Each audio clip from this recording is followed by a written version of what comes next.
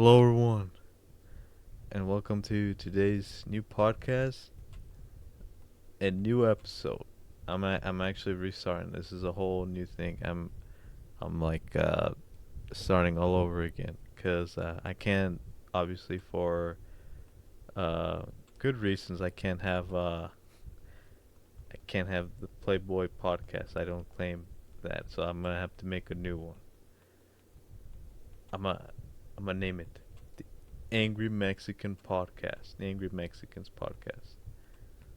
Yeah, so I was like kind of just like wanting to change it because I was like I should have a better name for the podcast, and for also legal reasons I should rename it, just so in the future I don't get hit with anything that will damage me in the long term. But I'm changing it now.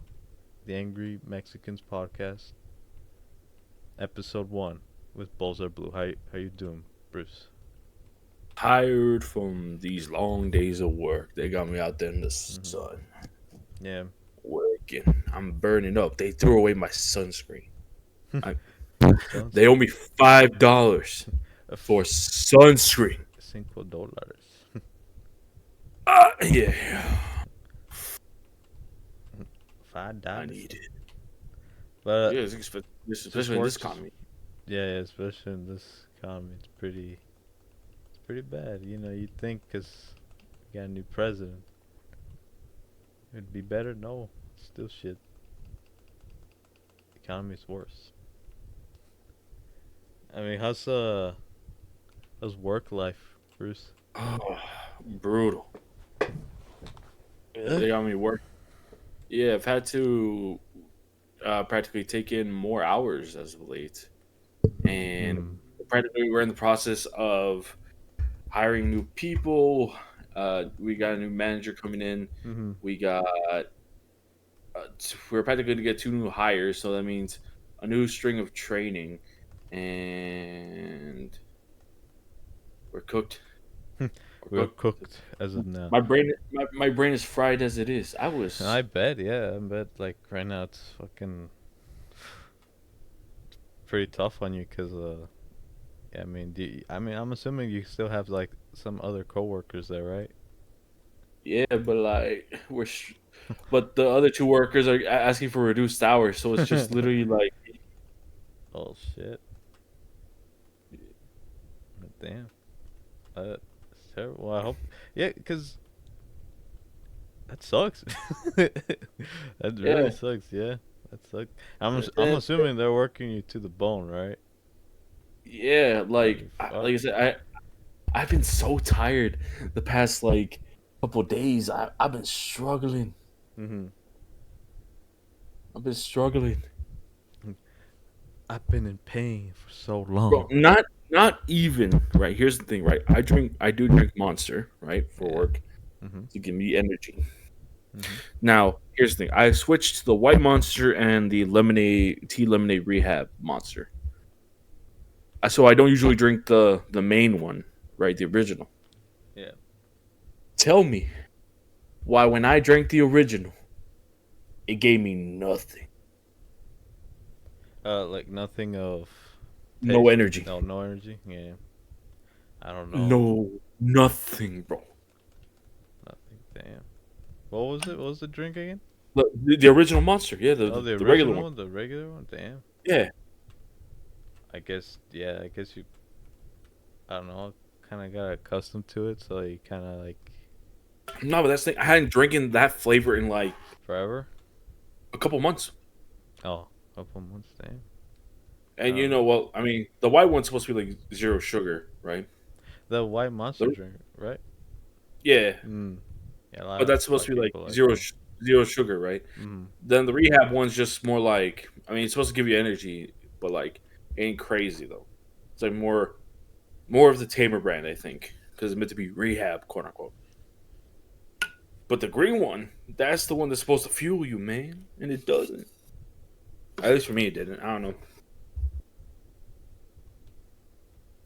Like I thought it Damn. was gonna give me Yeah, you're gonna some give you Jacob. that boost. You're gonna wake Yeah, up. Yeah. I thought I thought it was gonna give me Jacob Patu suicide diving with a shiesty and dancing on motherfuckers. Dancing on motherfucker, man. Yeah. Look, I'm gonna like you can put this in your video probably, but I'll send it to you on Twitter what I'm talking about. Mm-hmm. I needed this type of level of energy. Oh, shit, I gotta. Yeah.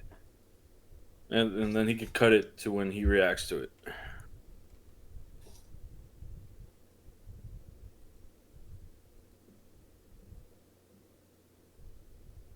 Oh. Uh-huh. Yeah, he needed that energy. I need that type of energy, especially in the heat. Because now summer's coming up, chat. Or it's not here, right? Summer's not here. Feels like. No. Yeah. No. It feels hot though. It feels hot though. Yeah. I've been We're feeling the heat, man. Yeah. Oof. Yeah, it's tough right now. I'm getting crazy out here, man. Yeah. I'm in the sun. I don't blame you, yeah, because you're not just inside, you're outside too. Physical labor check. Yeah. In and out, moving hundreds of pounds an hour. Yeah. Maybe even into the thousands. And that's not even a joke, chat. That's me speaking facts. I bet. I mean, I haven't worked in a while, so. But I haven't been like, So, I don't know. I wouldn't put it in that way. What's up, bro? Hey, Chris. What's up, bro? We're doing a podcast right now, bro. What's up? Say what's up, bro. oh, you're gonna. Yeah. Oh, what's up? I'll let you do the podcast, bro. Oh, you don't want to be in it? If I join, just to talk, but I'll let you guys do the podcast because I'm with family right now. Oh, okay. I just wanted to just talk, but I'll join after you guys are done. All right. Yeah. All right, It'll be short. Yeah. All right. Yes. Yeah. He's not coming back. He's not gonna come back. Chet. No hate on the guy. He says that. Not his fault. Not his fault, but Sometimes though, he doesn't come back. And I get it. I get it. At least he joins. Sometimes he he leaves. But yeah, it's all good because I was gonna ask like right now for your the question for the life update aside from work, what else like you're doing right now? What else are you doing? Like you're doing YouTube and you're grinding, you're streaming, and the uploads. They're pretty good, man. They do good on views, man. When I see your videos, dude, they're really good. So like you're just very motivated by that, right? Just I know like it. that. What happened? Oh, I said. Sorry, I said, are you like are you very motivated? Not aside from work, right? You're also doing YouTube. Yeah, I'm trying to get back on track with it. Yeah. Yeah. Although I will say with the videos, I'm at a bit of a standstill, just because I don't know. It's that hump where like I'm like halfway there, and there's like this little bit where I'm just stuck. Mm-hmm. I think it's probably simpler than I think. I just need to push through that shit, but at the same time, I'm just like, what's going on here? Why am I stuck? Why am I struggling? Why am I stuck? Is it the views? That bothers you? Or the attraction that doesn't get that you want, or the lack of motivation that you might get, or what? I think for the YouTube making, I think it's more so like, oh, give me 1 second. What's up, Dad? Yeah. What's that? Cool. Fuck. Yeah, dude. Oh, yeah. Hey, come on. Then you're home. That's I think it's just more so the creative process, because like, I'm gonna be honest with the YouTube stuff in terms of videos and views. Mm-hmm. I think I just enjoy that it's just out there. now. Yeah, that you're just not able to Obviously, put it out. yeah. Mm. Like I'm not gonna lie to you. The past like 3 days I've been streaming, I've been pretty good. Mm. Yeah. But I think that just helps me, you know, push further into it, I Mm-hmm. guess.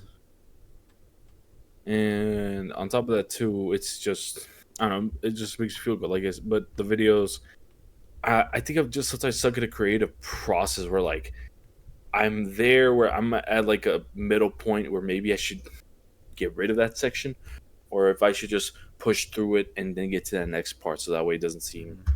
as bad. So So you're saying that you kind of like that your videos kind of lack on the creative parts in your videos, like I I think so. Sometimes I think like I get stuck because like I feel like I either done too much or I haven't done Mm-hmm. enough for it. That gets to a point where like, damn, do I need to like rework it? Do I have to change everything on it? Yeah.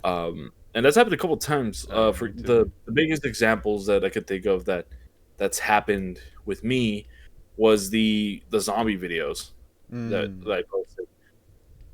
For example, well, the past two DLC maps that we played Yeah. for the tomb and well, yeah, the tomb practically. Tomb sucks I though. legit did a 180 on the direction on how I was trying to do the video. Mm-hmm. And even then, I'm pretty sure I would still, if I were to make another one, which I probably will soon, it's probably gonna happen again where I'm gonna do it a certain way, and all of a sudden everything's gonna flip on its head, and I'm like, oh, I'm supposed to do it like this. So Mm-hmm. I don't know, maybe yeah, that's the thing. I'm think of just push. I need to push it. I need to push through this like little section that I'm Yeah. like, maybe it's a little too much, but yeah, No, yeah, I get that. Like it's, man, I definitely feel like that when I make my intros for like the recent Call of Duty yeah, Zombies map for BO6. I really like kind of start to like lose the vision I had planned for it. Like I'd be doing it, and I'm like right there, and then halfway through it, I'm like, what am I doing? I was like, this was not. It's like, it was better in my head. You know, I envisioned it better in my head than I did for actually doing it in my editing software. Like it looked shit, but then I do a yeah, little like recently the Citadel do more. The intro, it sucked. It really did suck. I just threw in a bunch of effects. It was really bad, and I was like, my God, what am I doing? This is, I could have done better. In other words, and I really could have, but that's like a learning lesson. You know, try to be better than doing that shit.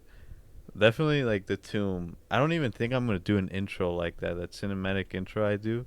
I don't even think I'm yeah, gonna do it for that map because that map sucks and I didn't like it. So I'm not gonna do that one. Which again, yeah, I get the struggle, Bruce. Like the creative, like just trying to be like like what's the word? Like just be that because I see a lot of people when they do their gaming videos, they have those edits. You know, it's mhm, just different from just putting text or splitting it or just putting the funny moment. They do more creative stuff with their videos, and I try to do that with mine, but I really really really really just fucking suck at doing it, which it's my fault, and I really should try to, you know, just try to be better at it. Honestly, yeah, it's the only way I see it. And I guess for me, like one of the things I wanted to say that I struggle with when I make content, it's just I don't know. I don't know if you see it, Bruce, but I feel like sometimes I make it like too fast. You know what I mean? I get some ibuprofen. Oh yeah, this is. Oh shit, sorry. Thank you. ¿Trabajas mañana? No, ya descanso. Ahí traje para hacer tripitas mañana. Ah, okay. Sí, thank you. Got Mexican. Got Mexican. You were saying? I was saying that, Bruce, you see that in my videos? I'm a little like, I do be doing like a lot of split and cutting, and I do a lot of not face, a fast pacing on my videos. Yeah. Yeah. Do you think like that? Oh, that's pretty bad, or you don't mind it? No, because I'm gonna be honest, right? Hmm. I think your style It's it different, works of for you. course. It, Yeah. yeah, and it works for you. And obviously, there are several times where I see that you pull where I think you do pull more views than you actually think you would. Hmm. And like I said, it does take a little bit. I'm not gonna lie, it does take a bit for like our videos to gain traction like that. Actually, yeah. I mean, Yeah, we but I are think like your slow. style, Yeah. your style works because, well, yeah, it's you. You're just putting your creative flair into it. I guess Now, it. Yeah. Again, it just depends on the people's preference of what they like, and if they like that form of video, like editing that creator has, they'll probably watch it. I mean, yeah. I mean, I don't know. And just in general, I just gotta work better on my videos. I feel like that's of course for the future, right? yeah, But aside from just quickly, like for me, live update. Aside from videos, like I like doing them. I just struggle in the creative side. Aside from that, I've been just going to school, and uh, it's been fun learning. I found this career that I really like, and I want to actually really pursue it. It's really fun. I'm still learning. I'm still like getting the gist of everything, even though I kind of should know. It's like that thing of I should know what to do with this information that they've given me in school, but I just I I fucking I don't know. I should just again like reread and restudy the shit I've written down. But the career that I'm pursuing is the degree, right, is Associate of Applied Science in Audio Engineering. So I'm gonna become a audio engineer in the future. And those guys pretty much, so I don't go on this like big explanation. Just to summarize, these are the guys who are in the background, in the control room, who pretty much control everything that's inside that little tiny room of the studio. So that recording studio, that audio engineer controls all the mixing, all the play, record, pretty much the guy behind the chair, while the other guys, in the other side in the room, singing or playing their instruments. So that's what I'm gonna be doing. I'm gonna be making, helping, and doing music. And I actually really like it. It's pretty fun. I just kind of suck right now. I'm still in the beginner, stage. I'm still learning, but it's really cool, to learn that kind of stuff. I didn't know sound was gonna be like that huge of a big deal. It's really crazy when you really learn about how sound works and shit. It's pretty crazy. It's it's wild. But aside from YouTube, I've been just I've been going to school, learning, going to college. But yeah, I should work. Donald Trump wants us to work. Did you hear about how Trump wants to cancel financial aid to students, college students? It was something like that, and I didn't. it affects me. It obviously affects the students, and they pretty much like signed it, like confirmed that that's gonna happen. That he's gonna. I wouldn't say that he's gonna take all of people's financial aid. I'm just how should I say? He's gonna limit it because what he's trying to do, he's looking at it at a business perspective. To be fair, he's a business guy, And the way he looks at it is like, why should I give you money? Why should I lend you, like, let you borrow money if you know, like, if you're not gonna like actually use it for school? Like, I don't know. Like, the way he sees it is a very different way than how other people would see it, that obviously that could help them out, like the students, for their careers. And I mean, it really does suck that he's doing that, but to be fair, he's already done it. They signed it, and it's going forward. And it doesn't just affect the students, it also affects the teachers and the counselors there. Because if, a lot of people need financial aid, and if they don't have money, then they can't go to school. And the people that work there in that, college campus, they will lose their job because, well, essentially there's no students anymore. And the teachers, well, they'll lose their job too because, there's no students to teach and to make grades on. So it's like, it sucks that, that whole thing of the financial aid is happening, because it's really gonna affect me in the future. Like, that sucks. Which, I might have to get a job, which is the best course of action. Which I've been wanting to get a job recently. I've been trying to apply, and they don't want me. Walmart doesn't want me, and I get it. I'm Mexican. But hey man, they got some Mexicans in there, but where I'm from. But yeah, it's not looking good for me and pretty much college students, all over America. It's pretty tough, from what I heard. But you all can look that up if you want to. This is just from what I've heard from the counselors, from what they told me. I mean, it's just it's pretty bad.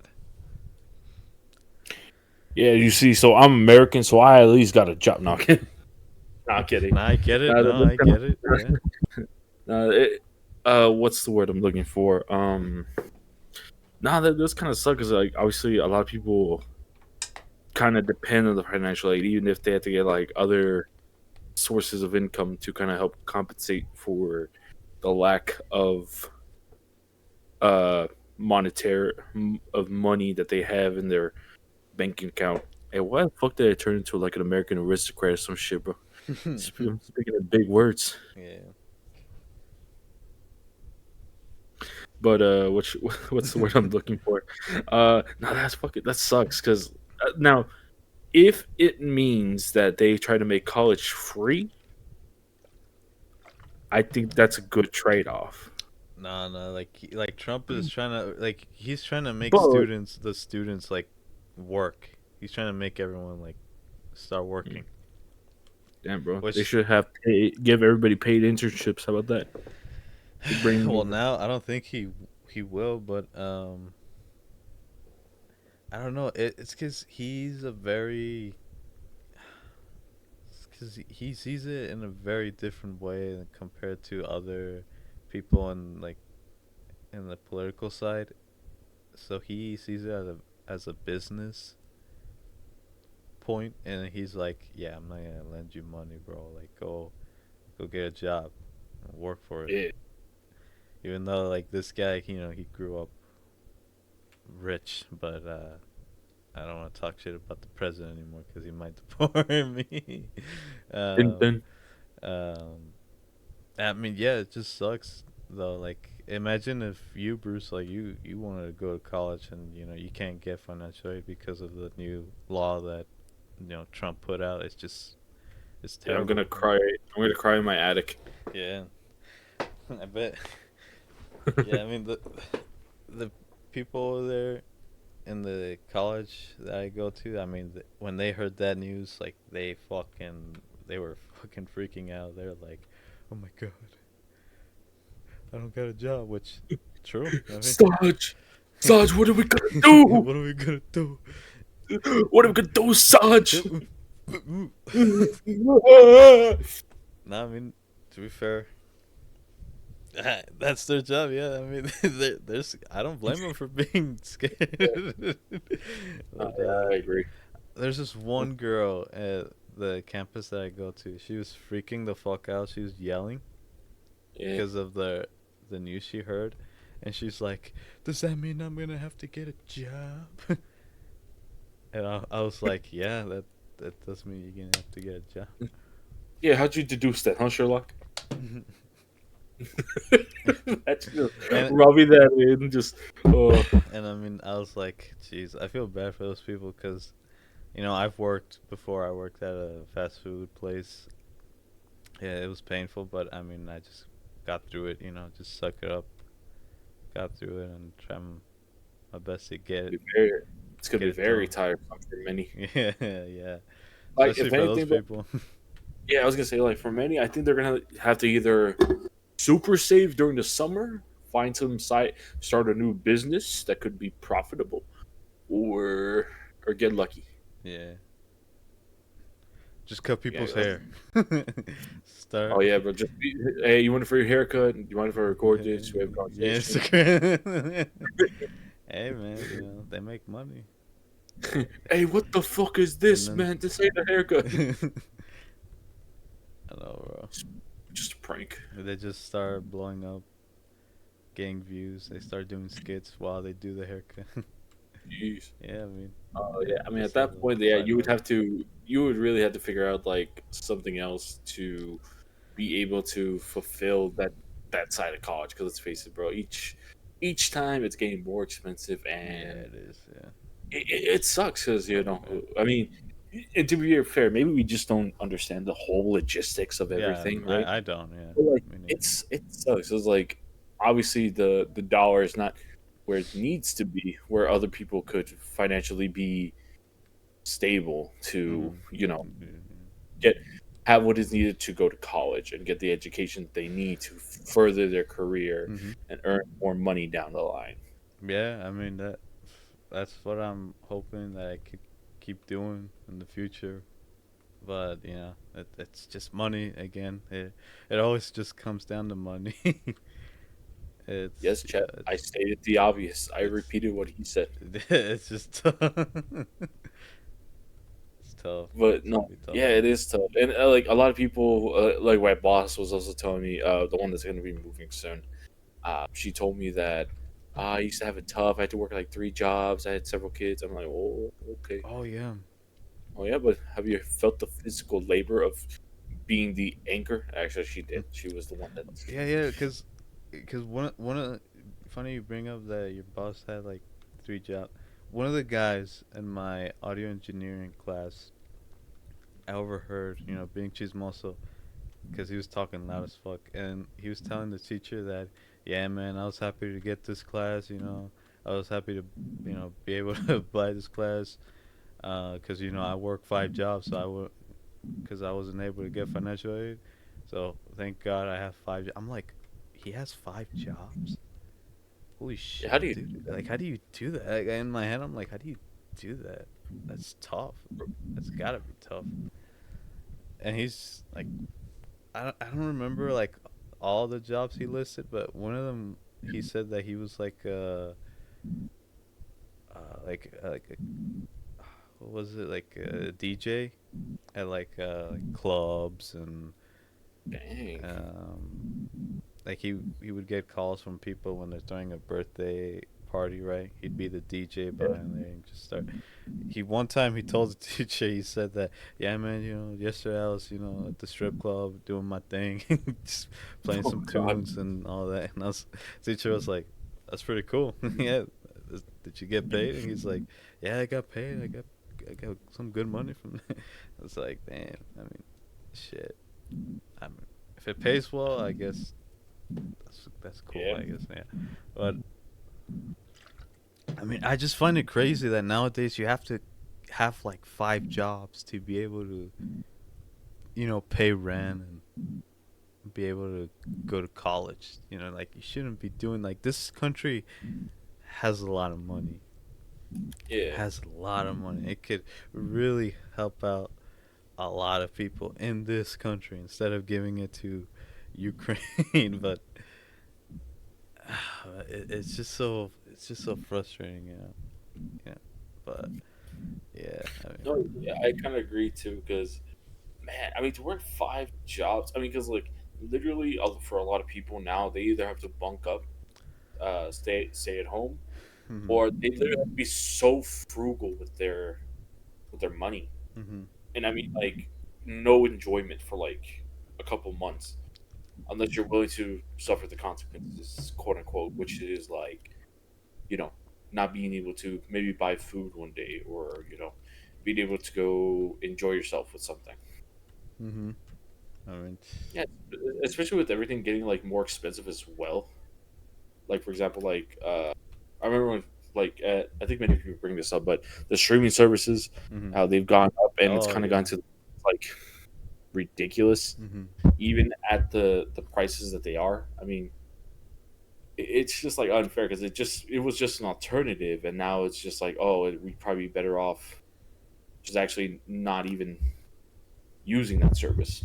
Yeah, nah. I mean, it gets expensive.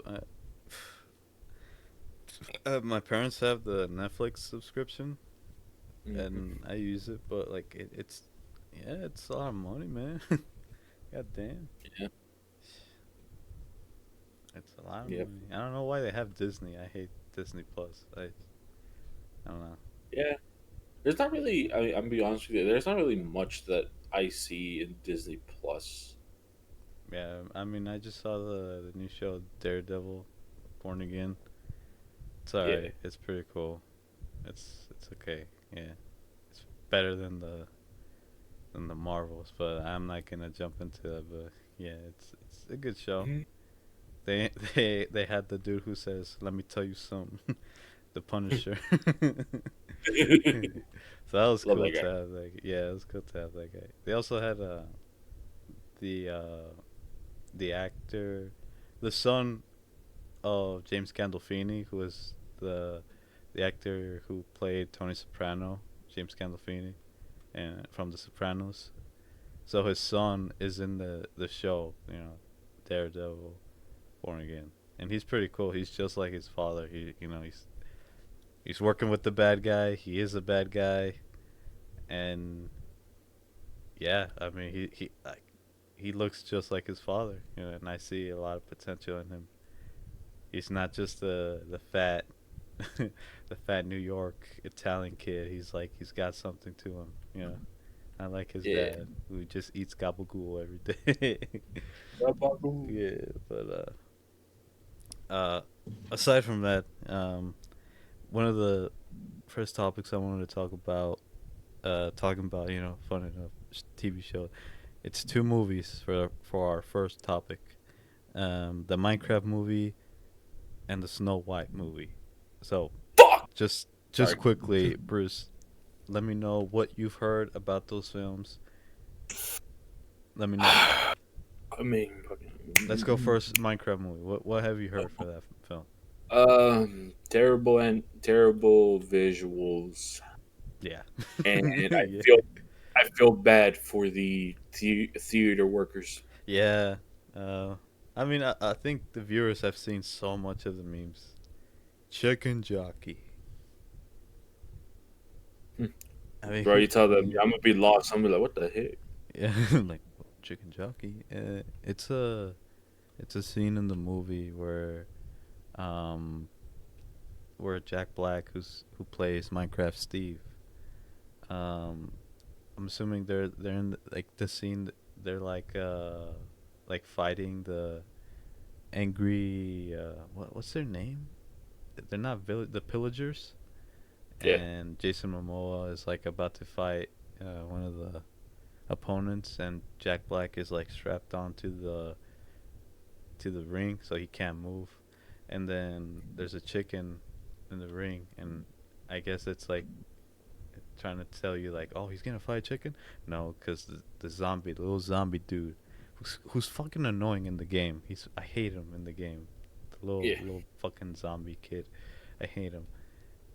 He pops out of the box and then jumps on the chicken. And then that's when Jack Black is like, chicken jockey, and then everybody went crazy over that scene.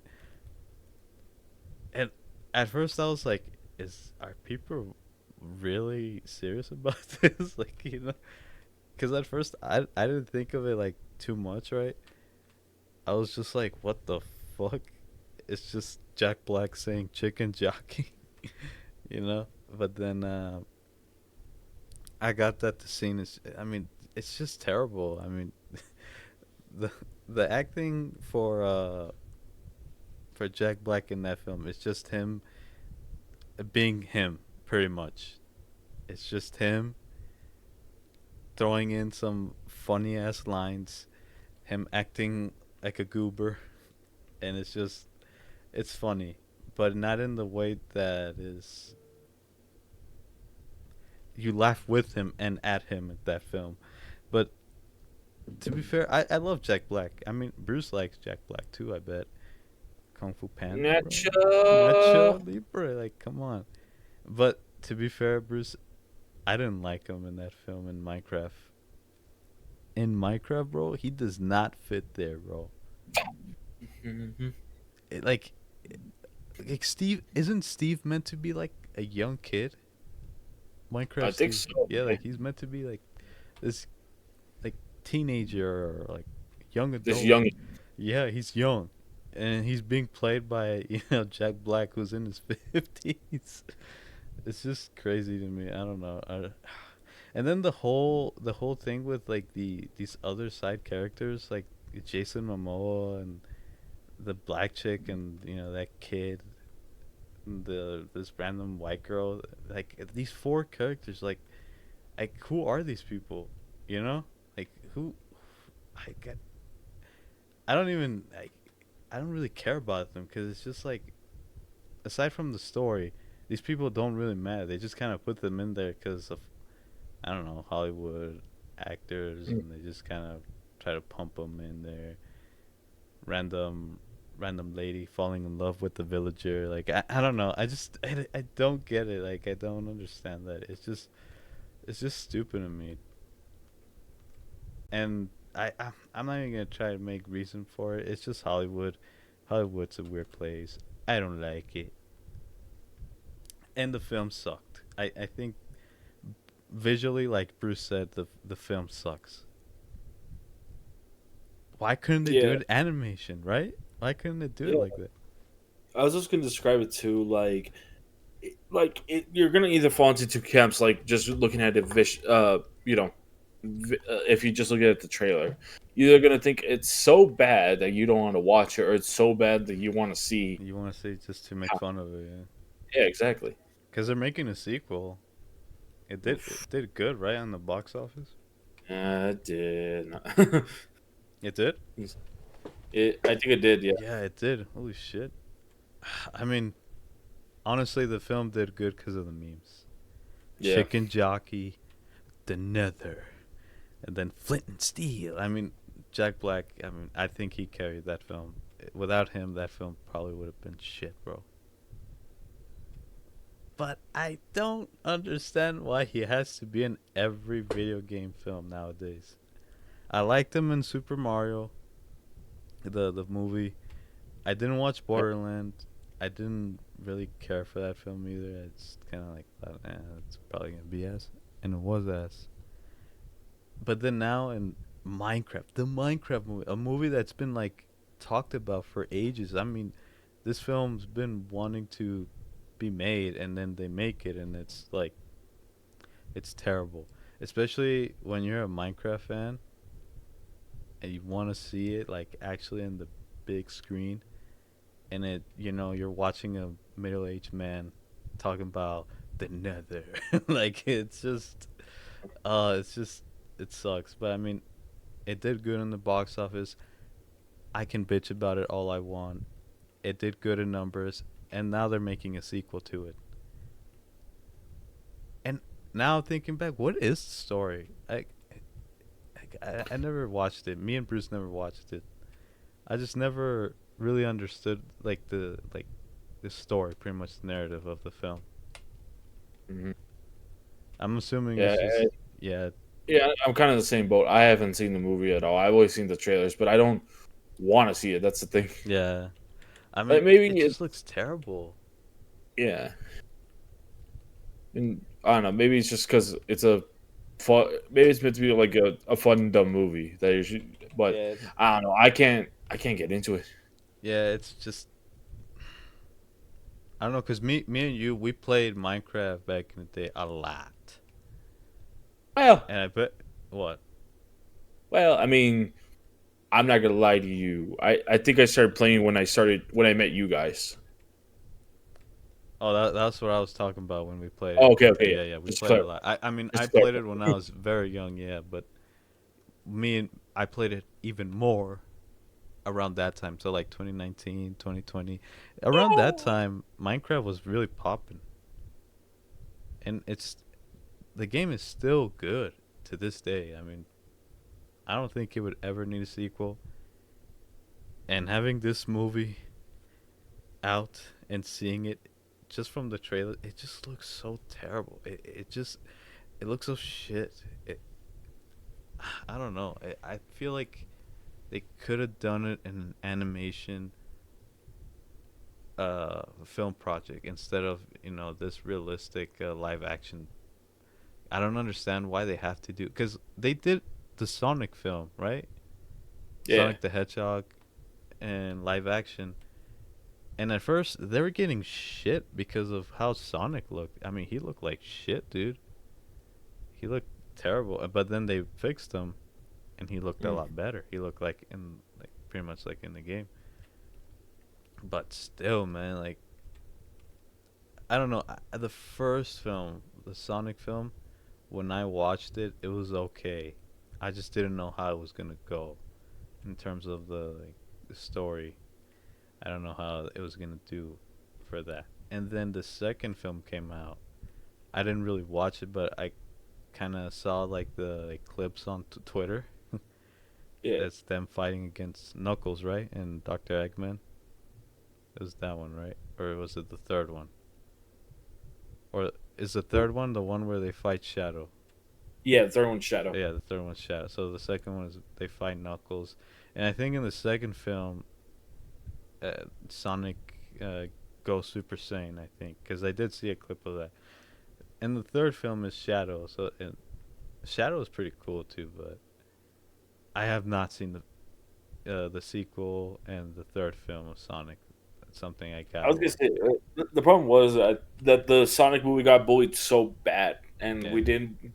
Why? they But didn't why? do enough.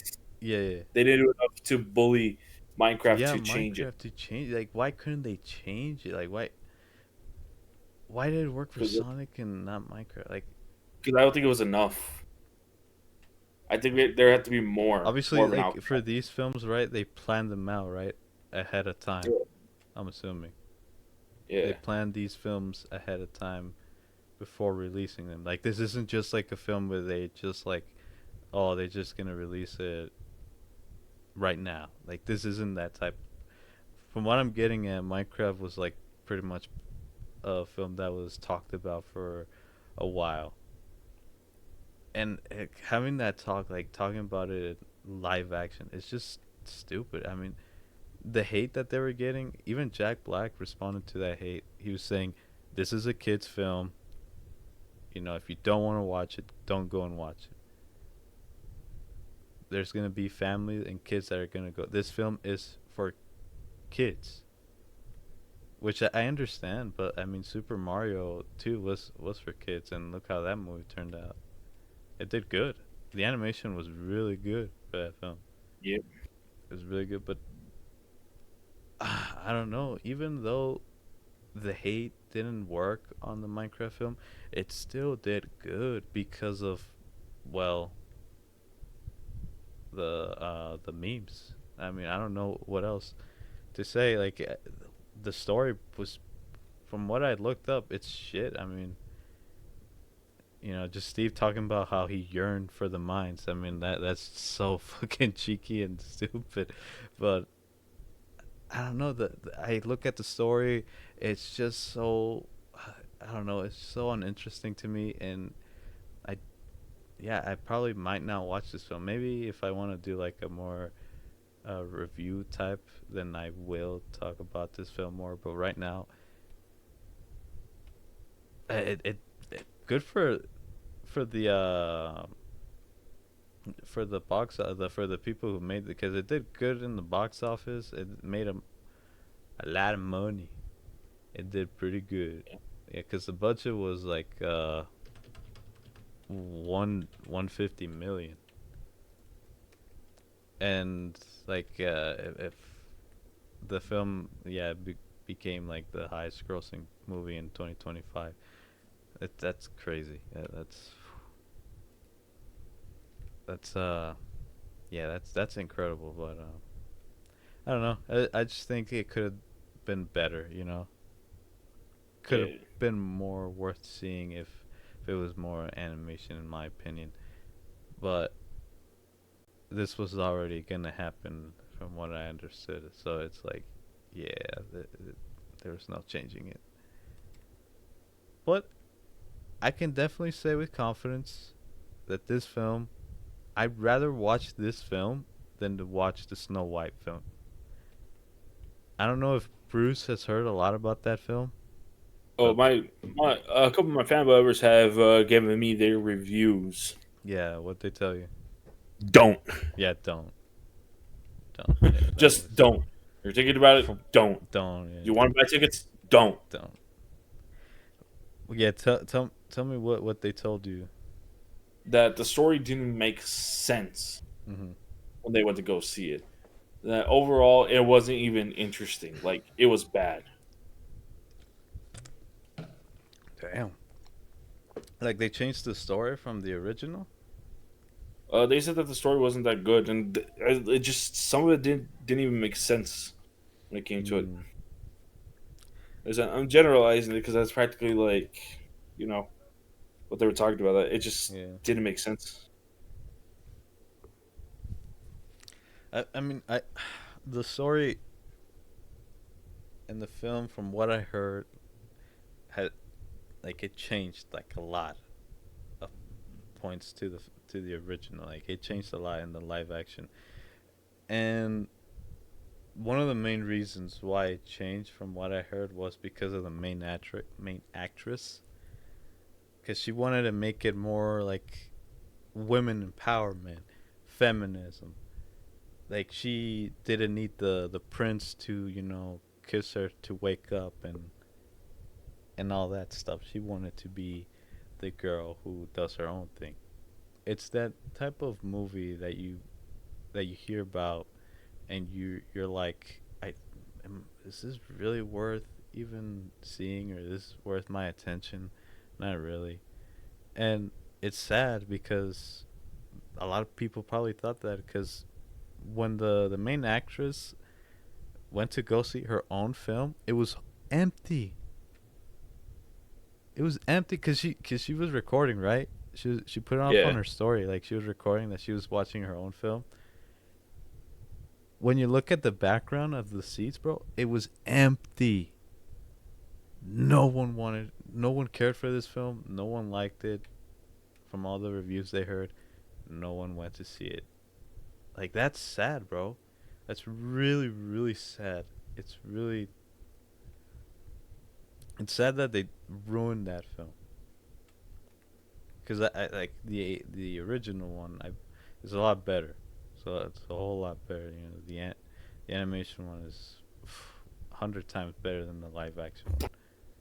And it's not because she's not white, like in the film, the cartoon That was film. an excuse they used?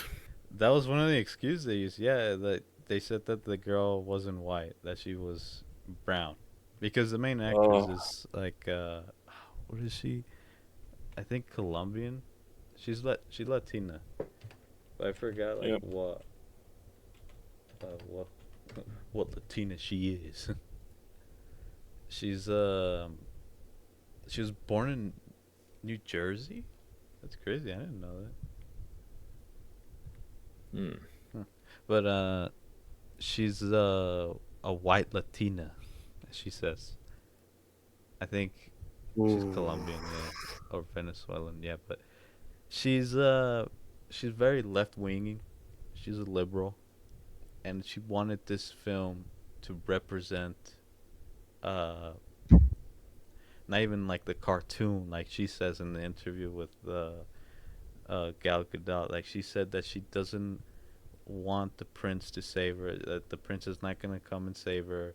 It's not gonna be about the stockative. Apparently, from what she said, the stockative weirdo prince going after the girl. It's gonna be her independent and her embracing her own empowerment or something like that. So completely from day one, she literally fucks up the whole movie already. She's not staying in tune with how the original cartoon film was. It sucks. It's just a bad taste. It leaves a bad taste to the people who are making it, because it did cost them a lot of money, man. Fucking they put in so much work into that film. When they used the CGI for the fucking dwarves, the midgets, the little gnomes, right? Like she in the cartoon, right? There's like 7 of them or 8. Yeah, the Yeah. 7 dwarves. Yes, 7. Yeah, they didn't have real people, like real small people, Yeah. which sucks because the small people, they wanted to be in the film. They wanted to be credited and wanted to be paid for for like them acting in the film. But then they got cut out, and then they used CGI. That's why the little dwarfs in the film in the live action look like that, because it's CGI, which is like a big fuck you to the original actors, Yeah. which another big fucking issue. And then It, yeah, the story yeah. sucked. The movie sucked, bro. Thank God we didn't see it, Bruce. Fucking thank God. Yeah, I don't think I had the interest. I watch real movies like The Working Man. Yeah, yeah. Go watch that film. Not Yeah. this film. Jason Statham avenging a family Yeah. because they were wrong and they were an honest family that gave him a job. Yeah. Man. Man. No, but for real though, you could label her as an ableist because she didn't want to help people with a disability. Is dwarfism with disability, or is it like a? I don't know. I have Correct to me if look I'm it wrong. up. Yeah. Let me see. Dwarfism. What I do know is that she ruined the Yes, film. it is considered a genetic disability. Yeah. So ableist. I would blame her and the production team behind and the hiring team that did that to them, Yeah. because that's their job, and they take that away from them. That's horrible. But I mean, I think the biggest fault here in that film is the main actress, and I didn't really care about the other people in that film. I mean, she's pretty much the main focus on to hate on for the film being ass. I mean, it's just the ratings. I mean, like, it's so bad. Like, how do you make a film 1.6 out of 10 because of your political and overall moral views? Worse than Dragon That Ball Evolution. Yeah, like it did worse than the Dragon Ball live action film. How do you top that film from being bad, bro? Like that's gotta that that's terrible, dude. I mean, that's gotta. I mean, that would have fucked me up in the head Yeah. if I saw that shit. If I was the actress, like, it's so bad. Like, and the fact that she takes no responsibility because of the way she was acting in the interviews for the film, it's just, again, it just tells you that this bitch is really white privileged. She's very whitewashed, and she ruined the whole film, and made Disney very pissed because I think, I'm not sure if it was the CEO or if it was like this I don't know, but apparently this one guy came out saying that, because like the one of the bosses at Disney was calling out, telling Rachel Ziegler how to act. Being an adult essentially, Yeah. and fucking a lot of women, a lot of feminists were like, kind of like, why is this grown man like after this woman? Like, why is he still harassing her? Why is he, why is he like messaging her in the first place? Like, why are you being a weirdo? And then it's just literally a guy just telling her to just be an adult and stop fucking up the film. Just do your job. Pretty much is Yeah, what he's telling her. yeah, because I think there's a okay in the grander scheme of things, right?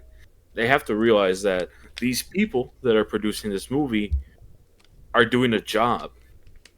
Uh huh. This job requires money to get paid Yeah. to do their stuff. So her, I guess, acting like an adult, or actually going along, Just yeah, be like professional. actually, Like, that's all yeah, he was asking her.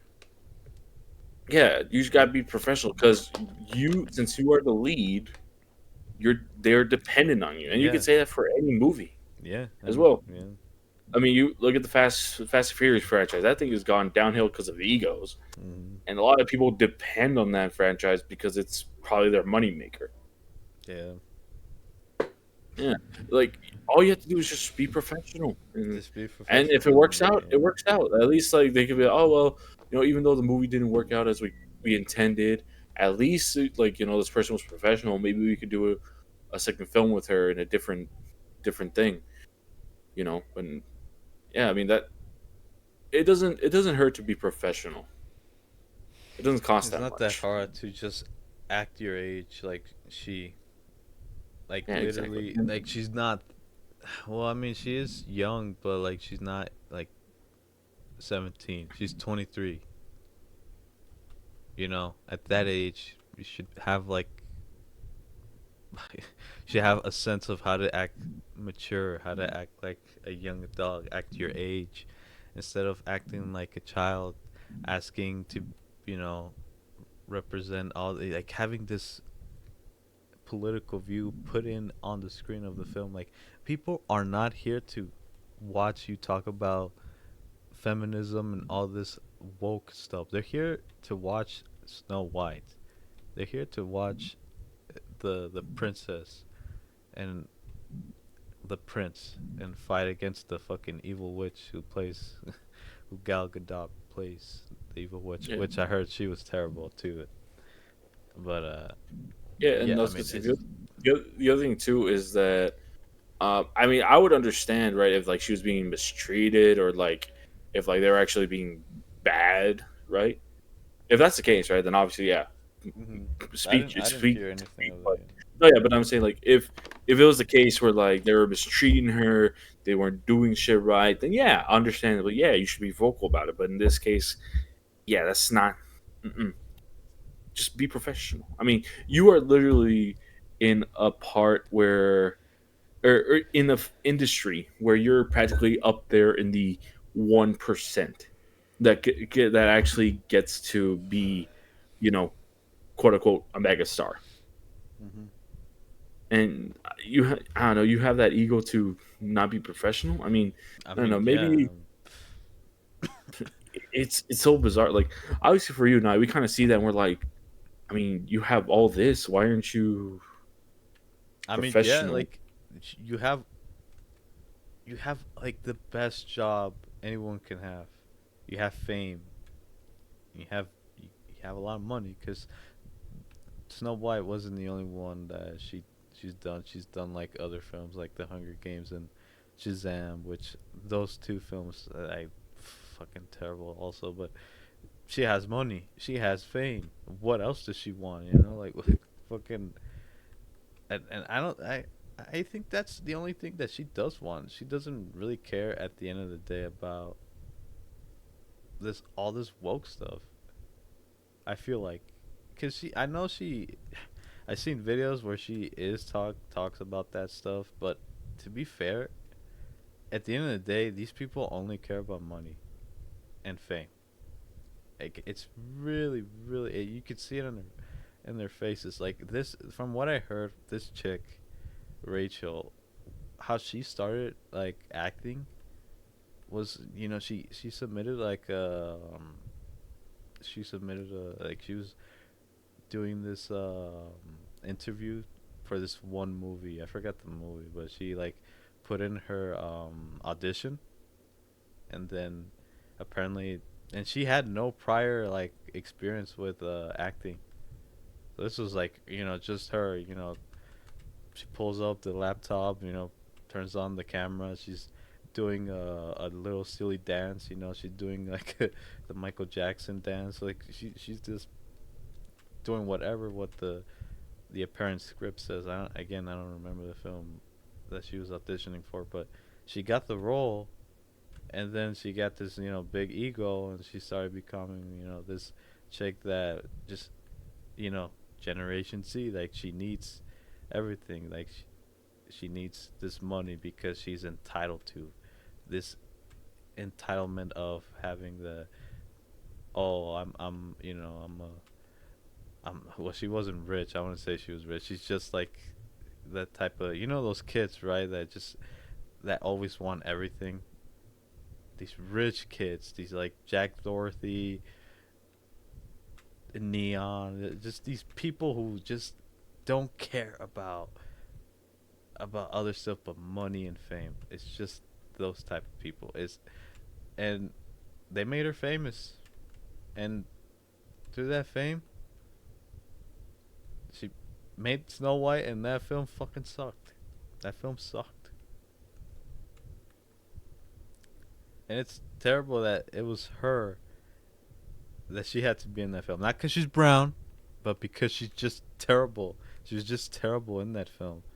I don't care about that like woke stuff. Like she just sucked at her job. Apparently she was a good singer. Do you believe that, Bruce? Do you think that she was a good singer? No, I never heard her vocals, Yeah. so I don't know. It seemed like I she could have doubt like it. a Nah, I'm just kidding. Nah. decent, She probably was. Yeah. decent, like average, you know. She probably was. She probably was pretty good.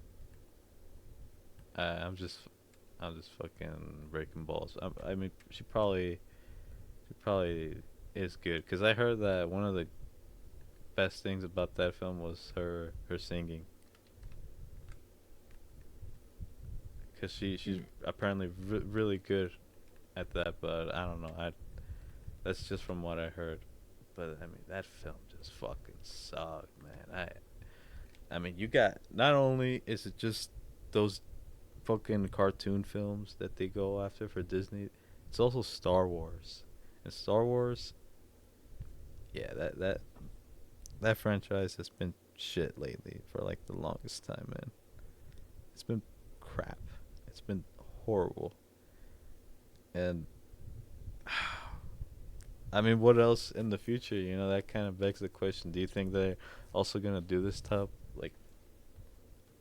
of live action cartoon film, like fucking just shitting on it, just making them terrible? They make Cars live action. Like, how's that gonna work out? I don't know. It's just, and I never saw the original film too. I never saw Snow White, the cartoon film. I never saw it. The only thing I know is about the chick, the princess, that she goes to sleep because she ate the apple, right? She eats the apple, and then she falls asleep, and she needs a kiss from a prince to wake her up and defeat the witch. That's all I know about the film from the original, the story. But yeah, I never watched it back then. I'm not gonna watch it now, probably. It, man, it's just terrible how they're able to just fuck up films like that. And I I, I don't doubt they'll do it in the future. I mean, Snow White isn't the only one. I'm like, you heard earlier, Minecraft movie. It was good for the memes. That's it. Nothing else. That was, yeah, that was it. But yeah, just from our opinions, we're sorry again. We haven't seen the films, and we're probably never gonna see them, right? Especially the second one. Yeah, probably Yeah, not. that movie's shit. I hate Snow White. That movie and the actress can go fuck themselves. that I yeah, but the Minecraft movie, I might watch that one. Maybe I want to make like a good review over it. But yeah, I mean, go watch the Jason. What was that film you said? The Oh, A Working Working Man. Man Go watch that film. by Jason Statham. Don't watch these films. Watch that film. W actor. That guy's 40, and he looks handsome as ever, bro. I wish to Yeah, look like him when I'm his age. Fucking. yeah, I that wish. dude he built. Yeah, he built. Yeah. All right, for our next topic, WrestleMania 41. WrestleMania 41. So, I want to ask Bruce, what was your whole opinion on WrestleMania 41? Did you like it? Did you not like it? We both All right, saw it. so What did you think? overall, I'm not okay. I will say this. I think it was in terms of every WrestleMania I have seen up to that point. I think it was. Oh man, it's kind of tough to say because there were so many good matches, Mm-hmm. right? And would you want me to just give a rating or kind of go through the matches, right? Both, yeah. Or Whatever, okay, so whatever you you feel. know what? I'll go through the matches, right? Each one, so that way, I could kind of, explain and well, obviously, not be like what's the word I'm looking for? Not get like super biased opinions, but obviously that's because I'm I always do. Yeah, what? let me see the match card real quick, just so I know what I'm kind of talking about before I do anything, right? Because I need to visualize this shit, right? So night one, right? So this is the one I was with Zeus on Saturday. Jey Uso versus Gunther for the World Heavyweight Championship. Now, if I remember correctly, I think this match lasted about more than 15 minutes. Mm-hmm. I will say though, as much as a feel good moment as it was, I I can't defend this match as being a really good match. I'd say this is supposed to be an average match, which now in some cases, right, average ain't that bad.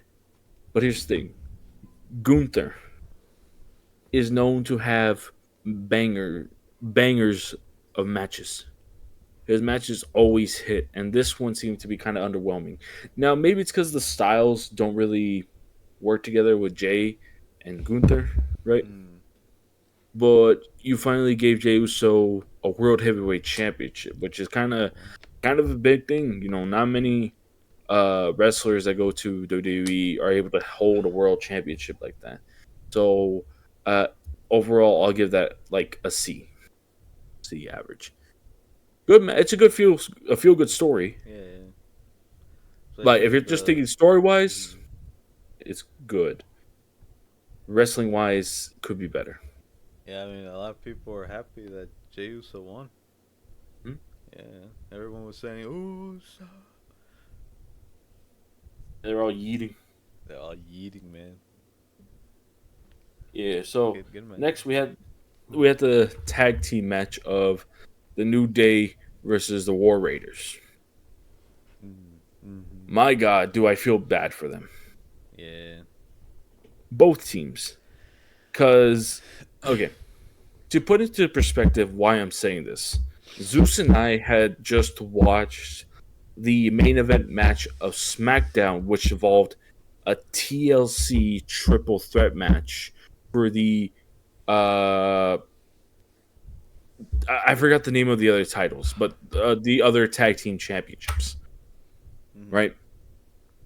And it okay. Now they proved everybody that they deserved uh, the SmackDown match. By the way, the SmackDown match deserved to be a WrestleMania.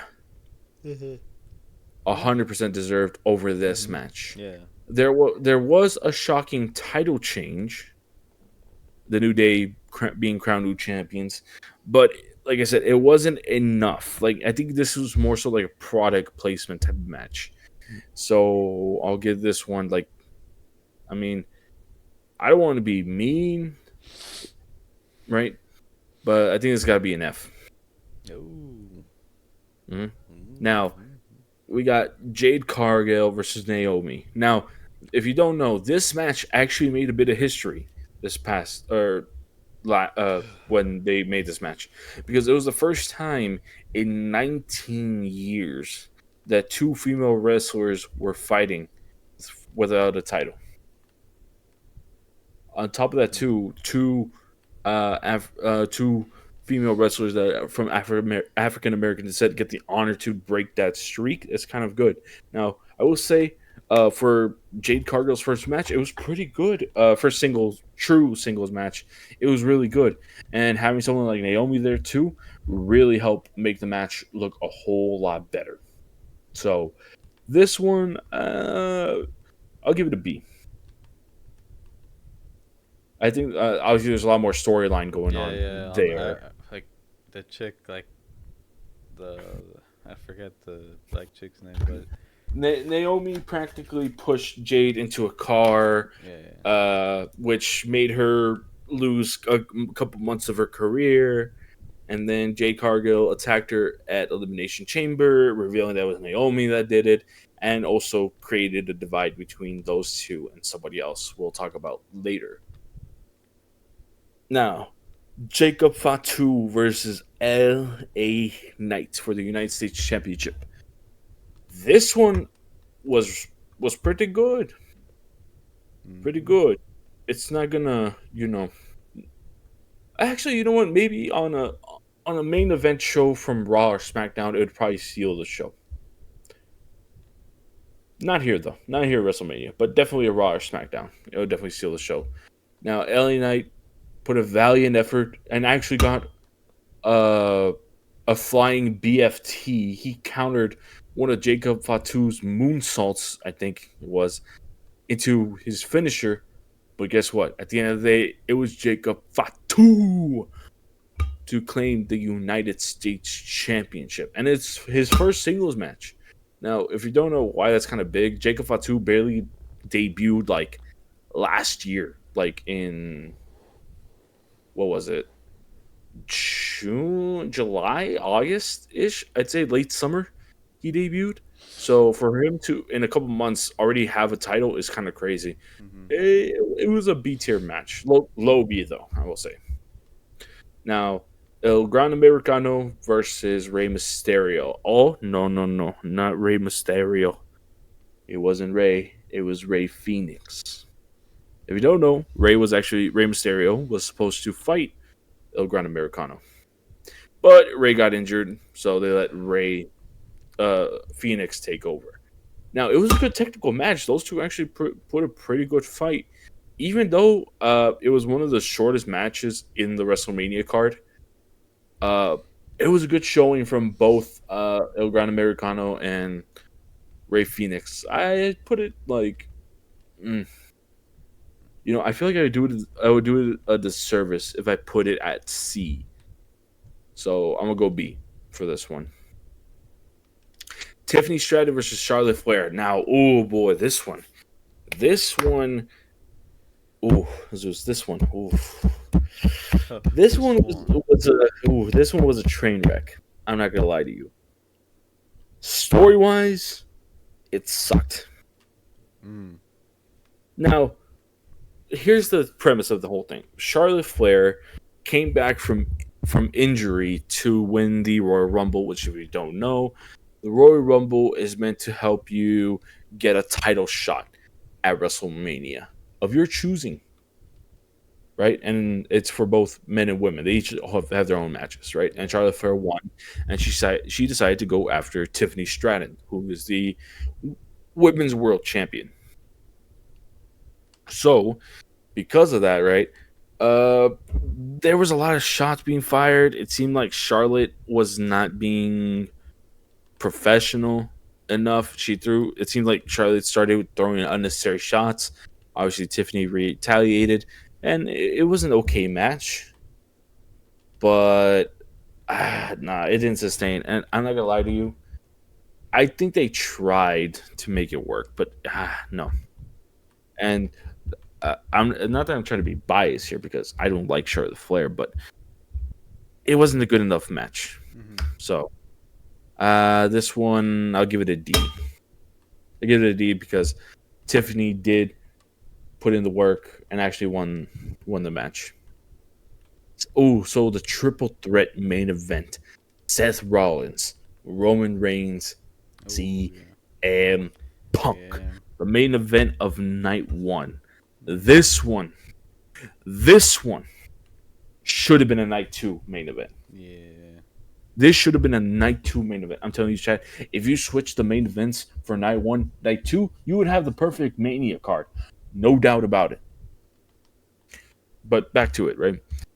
Seth Rollins, Roman Reigns, CM Punk, they've been at each other's throats for months.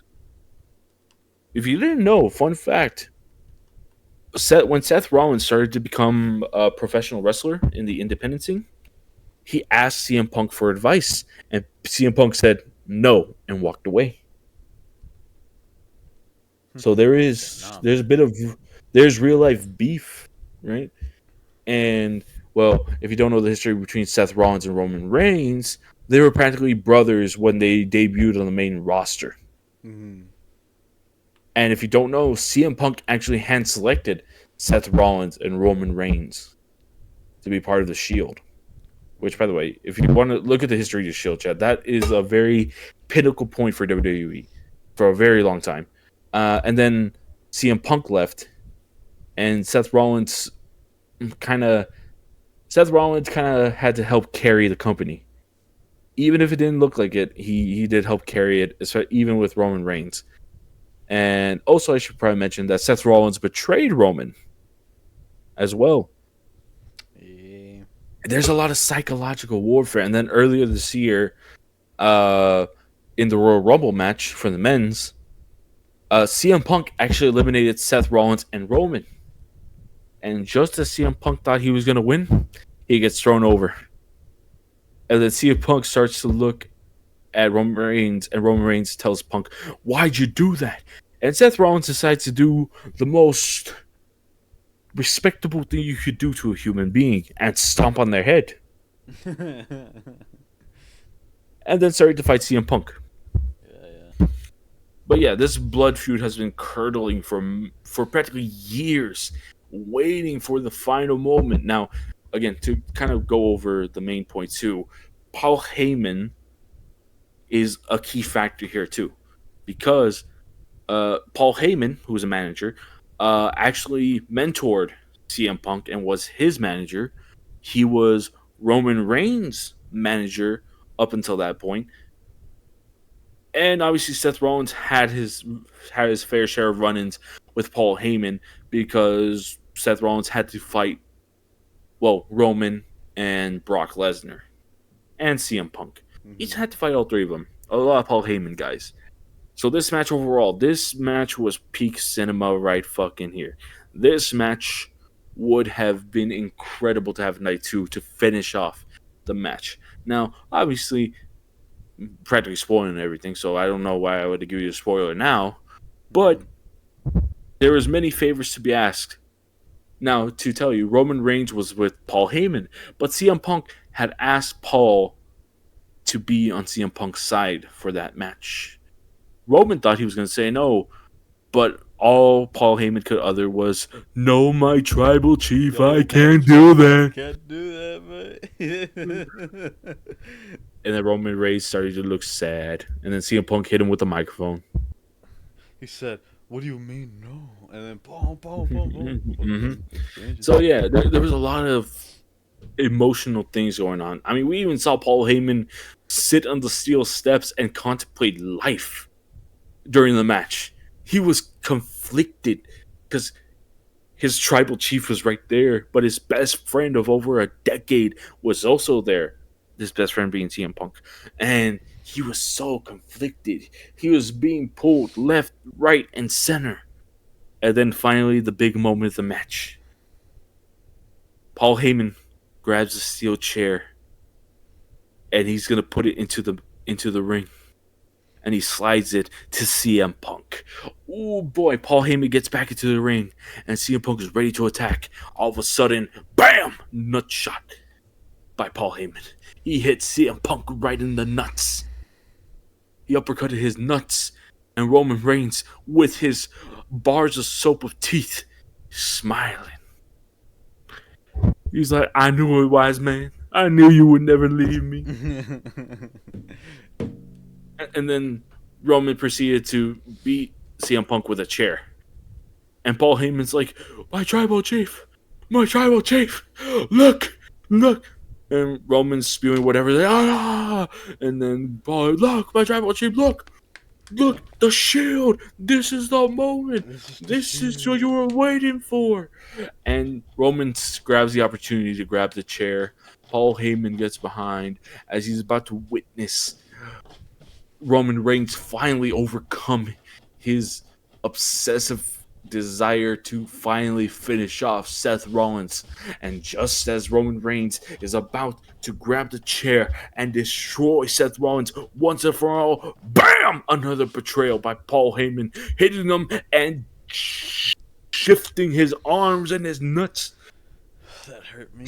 That sounds so funny saying that shit. I mean, but it's true though. Paul Heyman uppercutted Roman again in the balls, and everybody was shocked. I was shocked. I was like, what? And then Paul Heyman proceeded to give Seth Rollins the chair, and Seth proceeded to beat both Roman and Punk. And all of a sudden, when the dust settled, Seth Rollins was the victor, and he walked out with the wise man. Mm-hmm. S tier match.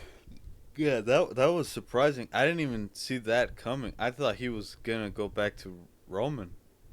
Mm-hmm. I thought he was gonna go back to. So when he did that to Roman Reigns, I was shocked. I was like, "Damn, he made a deal with the devil." Actually, you know, like Paul Heyman, which I guess makes sense. I guess because Seth Rollins, I guess Yeah, I mean, yeah, you gotta keep in mind Seth Rollins is okay. From what I've seen, right, and kind of actually stepping back and looking the overview of everything, it kind of seems like Seth Rollins was always positioned to get a spot like that, because I feel like there's a lot of times where I think he's been like overlooked in his career. Now, don't get me wrong, he's had a very long career, and he took advantage when he had the opportunity to, but I don't think he was ever looked at as the guy, the guy to carry the company. I mean, they gave him the world title so they could, finally have another champion actually defend a world title, unlike Roman, right? Yeah. But I think it was a very deserving moment. Now, obviously, I think I got to be a little bit quicker here because, probably been recording for about an hour now. So yeah, it's fine. Night 2. Now, if I had a choice, this is the first match, the Women's World Championship Triple Threat match. If any main event could have been replaced with this match, it's this one right here. Yeah. This one could have been the main event for either nights, had it not been for the circumstances, which we'll get to right now. Io Sky, the Women's World Champion, versus Bianca Belair versus Rhea Ripley. Practically 3 of the top women in the company. You could look at any of these women and you'll say, yeah, that's my fucking champion right there. Yeah. That's who we're going to put the load Especially, on. This is Rhea, right? Yeah. A lot of people. Look, I'm be honest, we were all split. All of us that were watching it, we were split. Yeah, because you were going for Io. I was going for Io, but I was thinking Bianca was going to win. Now, my friend Daisy, our friend Daisy X, she was going for Rhea, but she wouldn't be upset if it was Bianca. Now, the reason we say it was because Bianca had a whole WrestleMania streak going. So, I don't know. It seemed like money-wise, long-term, right? Bianca would have been the perfect answer, right? But yeah, that match was practically all gas, no brakes. They kept going at each other, left, right, and center. Moments where we thought one of them was already going to pick up the victory, and then it didn't happen. Somebody jumped in, somebody kicked out. This match is incredible. Like, this is one of those matches you need to see for yourself. Yeah, and it makes what they finally built for the women's wrestling division in WWE and women's wrestling in general make it worth it. And what was the finish again? Fuck, I forgot the finish. Oh man. Okay. Didn't Io win? Yeah, no, but I'm talking about how it ended. So, because I'm trying to think, because Bianca was pinning Rhea, right? I think, I think Rhea stopped Io from doing her move, and then she was out up in the turnbuckle. Bianca came in and did something to Rhea, and then Io from the corner decided to hit her moonsault and took the dub. And I'm not gonna lie, I was the happiest man out there. Well, actually, maybe her family, and if she has a partner, if she has a partner, then I think they were more happy. But they're probably more happier than me. But I'm up there. I'm up there. Okay.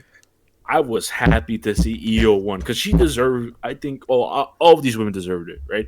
But Io especially. If you don't know, just quick story. So before we go to the next one, she was actually super close to leaving WWE. She was super close to actually leaving because they weren't treating her, or they were really using her the way they are now. So she would when she was in NXT. It seemed like her character didn't really have a good direction to go to. So it didn't seem like they were pivoting to her being pushed as a big star. Especially because when she was in Japan, before she went to WWE, she was a mega star over there. Yeah. Ooh, like she was considered, she was one of the top ones. Like in Japan, or I guess in wrestling terms, before she went to NXT, in Japan, she was kind of considered one of the ones you should wrestle because she will help you put a great match. And chat, even now it reigns true that if you have a match with Io Sky and it's bad, it's your fault. No, I'm dead serious. Like, one of the wrestlers, that's how people label it now. Like, if you just do terrible, if you do terrible with her, you're a bad wrestler. Damn. No, I'm telling you, because there was this one match with this chick, this wrestler Sonya Deville, and it was just terrible, bro. Now, here's the thing, right? By this point, we had already seen a string of Io matches, and we saw that she could perform. We saw she could do stuff. And Sonya, I mean, she was average, right? But for her to not have a good match with Io, crazy. But yeah. So glad Io Sky fucking won. I was going to buy a t-shirt, but I'm broke. So, hey, WWE, send me a t-shirt. I think Daisy was sad that Rhea didn't win. I think a lot of women were sad that Rhea Ripley didn't. Yeah, but like, that was her fault, though. Imagine, it was like, nah, that was her fault. Well. Nah, I'm just kidding. Like, man, it was your fault. Well. Yeah, it was. Right, yeah, let's say it was. Yeah. All right. So next fight, sponsored by. Okay, actually, we're not sponsored by Prime. Just kidding. Okay, in the match, it was Drew McIntyre versus Damian Priest. Not sponsored, but the match was sponsored by Doom. What was it called? Doom. Doom: The Dark Ages, something like that. There we go. This match. Okay, the lead up to this match was kind of iffy, if you didn't know.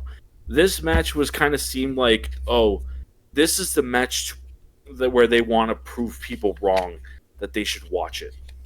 Because there wasn't really any hype between this match between Damian Priest and Drew McIntyre, bisexual Undertaker and the Scottish Warrior. There was no hype at the beginning. But then they started to develop the story, started to grow, and it actually became a good match full of action.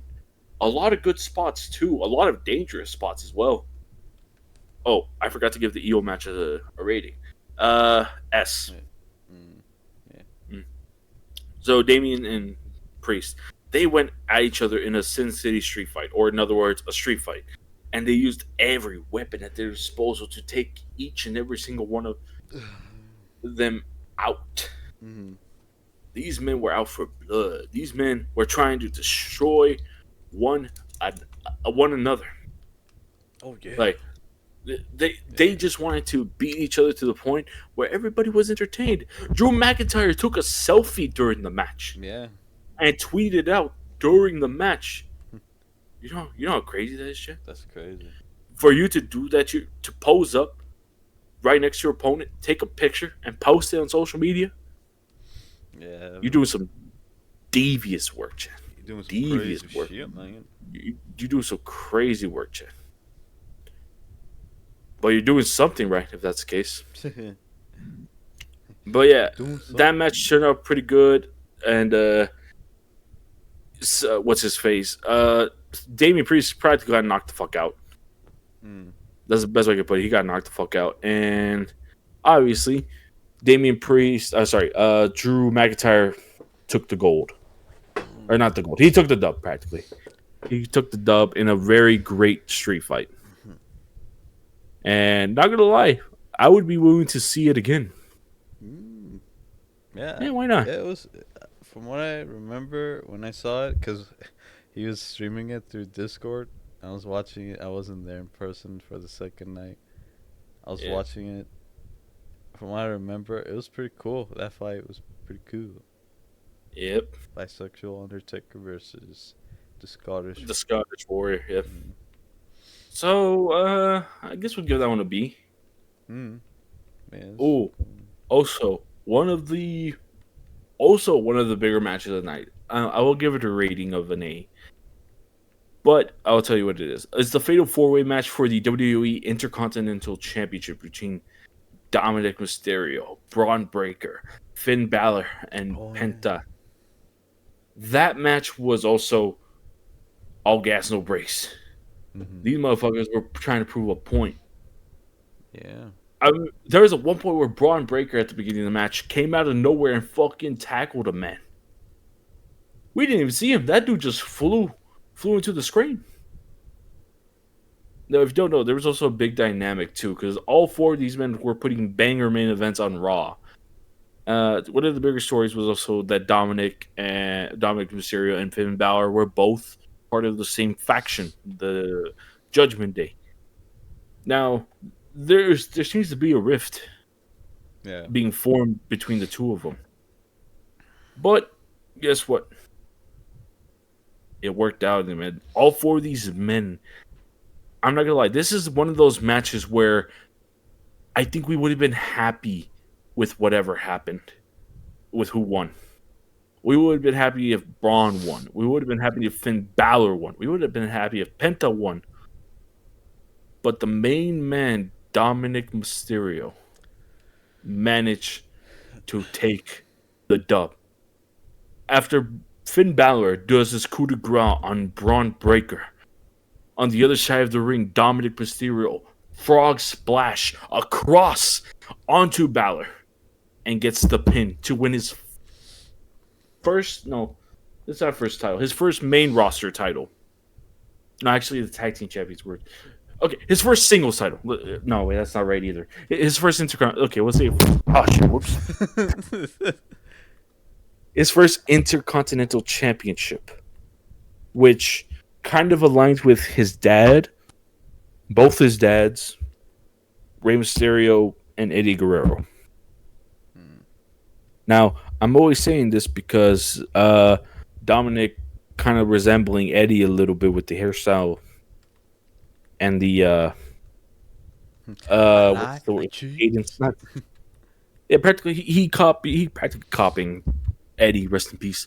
But yeah, I was kind of happy. I was actually happy Dominic won. I think he deserved it after so long. So yeah, that dope. I didn't think he was gonna win. Dominic. Yeah, but here we are. Yeah. Damn, Dominic, Intercontinental Champion. Mhm. A plus, or yeah, A plus. We'll go A plus. And now, Randy Orton. This man had lost his opponent for WrestleMania due to the man having a back injury. Now they were telling Randy, "Hey man, you're gonna have a match. We'll find somebody for you." And he's like, "You better do it soon, or the voice is gonna get loud." And Randy cut a promo. He walked into the ring and was like, "I don't care who it is, but whoever it is, they're gonna face the three most dangerous letters in the WWE: RKO." And so we waited in anticipation. We were looking on the ramp to see who the man brave enough to go up against Randy in this open challenge. Yeah. The doors began to open. There was a silhouette on the ramp, and we were wondering, who's that guy? Say his name, man. He appears. I believe in Joe Hendry. My boy. We saw him. They said his name and he finally appeared. We saw him. You know what's crazy, Chat? We did see him at TNA. Yeah, we did see. I need to put some emphasis, so you can link the video. Yeah, well. But Chat, you have no idea. I was screaming, Chat, because I was not expecting Joe Hendry to be there. Me neither. You got to keep in mind, right? Everybody was saying Nick Aldis. They were saying JD McDonough. They were saying Aleister Black, Rusev, but never Joe Hendry. And guess what? Joe Hendry may have gotten the loudest pop, maybe next to Dominic winning, and maybe Io Sky, but Joe Hendry got the biggest pop. And you know what's funny? Randy Orton selected Joe Hendry to be his opponent. I want him. Yeah, and guess what? His reaction was like, oh, okay, they like this guy. Okay. They like him, yeah. Yeah, and guess what? It was a fun little match. It was the shortest match on the card. It was like 3 minutes long. But guess what? It was a good match. Joe Hendry had his moment at WrestleMania. It's crazy to think about. Joe Hendry at WrestleMania. Who would have thought? We saw this guy in our city. Yeah, this guy be moving, man. Look at. Yeah, we saw him in our city, and it's crazy. All of a sudden, boom, WrestleMania. Now, Randy Orton did defeat Joe Hendry, right? Yeah.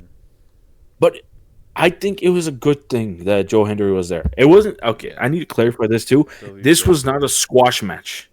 Okay, even though Joe Hendry lost, it helped him a lot more than you think. Like, even though he lost, even though he was the TNA World Champion and he lost to Randy Orton and got RKO'd by him like twice, and maybe he got emoted by his own, his own thing, but it was a good, fun match. Yeah. And I hope to see Joe Hendry again in another WWE pay-per-view. But I think this will go B tier, just because it's fun. Yeah, it was a fun one. Yeah. Joe Hendry, bro. Yeah. All right. And then we got Logan Paul versus AJ Styles. Now, bro, this one. Ooh, man, this one. Ooh. There's a lot to talk about. Not really. I'm exaggerating a little bit, but bear in mind with me. Everybody wanted Logan Paul to lose. And quite frankly, AJ Styles seemed to be the guy to take down Logan. Somehow that didn't happen, though. That didn't happen. It didn't happen, huh? They're telling me Logan Paul defeated AJ Styles and it was possibly one of his last WrestleManias? You telling me you let AJ Styles lose to Logan Paul? Now, to tell you the least, there was going to be interference in the match. one of Logan Paul's friends or entourage guys were bringing out some brass knuckles, and then bam, somebody's hand grabbed that man's arm, and it was Karrion Kross. Now, if you don't know, because this happened, because I think we're recording this a week after WrestleMania had occurred already. Karrion Kross has actually been on fire recently because people are starting to see what his character actually is, and it's actually pretty interesting because he seems to be a pinnacle point where things start to change when he actually gets involved in stuff. You know what's funny? He put a timer on the bloodline. Really? Yeah, he actually put a timer in the bloodline. Like they had one of those sand clocks, and he turned it around. Now, obviously, you could just be like, "Oh, that's just random show stuff," but the bloodline did technically end already.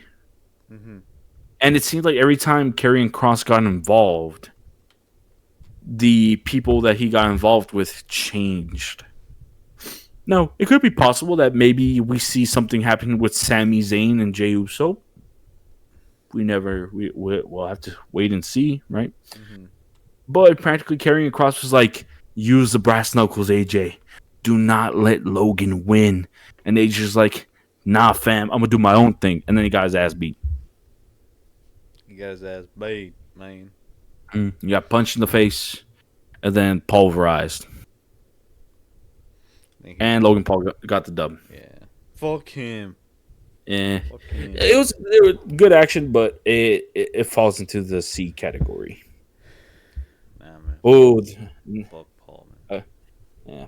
All right, so we're in the second to last match. The women's tag team championships between Liv Morgan and Raquel Rodriguez versus Lyra Valkyria and a mystery opponent. Now, here's the thing, chat. In story, Lyra was supposed to team up with a wrestler named Bayley. Now, Bayley somehow got injured. Now, but to tell you the least, chat, in real life, she actually wasn't even hurt, which is crazy to me. Not that I'm the biggest Bayley fan, but at the same time, why take her off the card? And I wasn't expecting who it was going to be, chat, but Lyra needed a tag team partner. So Liv and Raquel, the tag team champions, go down and are waiting for their opponents. Lyra gets her intro of the Raven and whatnot, and then she waits. All of a sudden, we're like, who's her tag team partner? And one of the worst things that could happen in life happened. The man Becky Lynch returned. You see, Chad, this is not bottom of the barrel. Like, don't get me wrong, Becky Lynch is a big deal. But there's a reason why people call her Becky Hogan. Don't get me wrong. I think she's still a good wrestler. I think she's a great person. Or I'm presuming she's a great person. But it kind of seemed kind of disrespectful to Bayley to get rid of her just to have Becky Lynch, return. And then guess what, chat? Lyra and Becky won the tag team championships. Now, to kind of put more into perspective on why this is kind of a slap in the face, prior to this, right, Lyra and Bayley were just put in a makeshift tag team. Prior to that, Bayley was going after Lyra for her title. By the way, Lyra's the Intercontinental Women's Championship. So it just didn't make sense to already have Lyra and Bayley together as a tag team, but all of a sudden you put Lyra and Becky together. It makes no sense. Yeah. So yeah, Liv Morgan and Raquel lost their belts to a makeshift last-minute tag team. And you want to know the crazy part, Chan? Is that Lyra and Becky lost it the next night. So it just doesn't make any sense. I mean, it kind of does because, spoiler alert, Becky turns on Lyra. And you know what's funny, Zeus? Everybody was cheering Becky for doing that. Yeah. Yeah. They're like, let's go. I'm not going to lie. I was too. But I was like, damn. And then the crowd was saying one more time. One more time. And guess what? Becky did it. She hit her finisher one more time on Lyra. So. And now we get to the main. Oh, yeah. That was a high D tier. High D tier for sure. Now, the main event of night 2. John Cena going against the undisputed WWE champion, Cody Rhodes. Oh, man. This story, chat. We have John Cena, who had carried the company of the WWE for years. Decades. 20 plus years. 25 if you are considering all the other stuff, but you get the gist. He's been there for a long time. And John Cena has one goal in mind. It's his last year in the as in the WWE as a professional wrestler. You know what that means?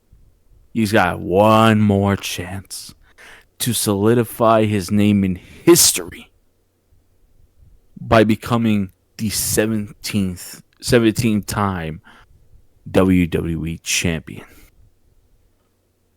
17-time, breaking Ric Flair's 16. Now, again, at this point, chat, Cena had tied Ric Flair's World Championship reigns.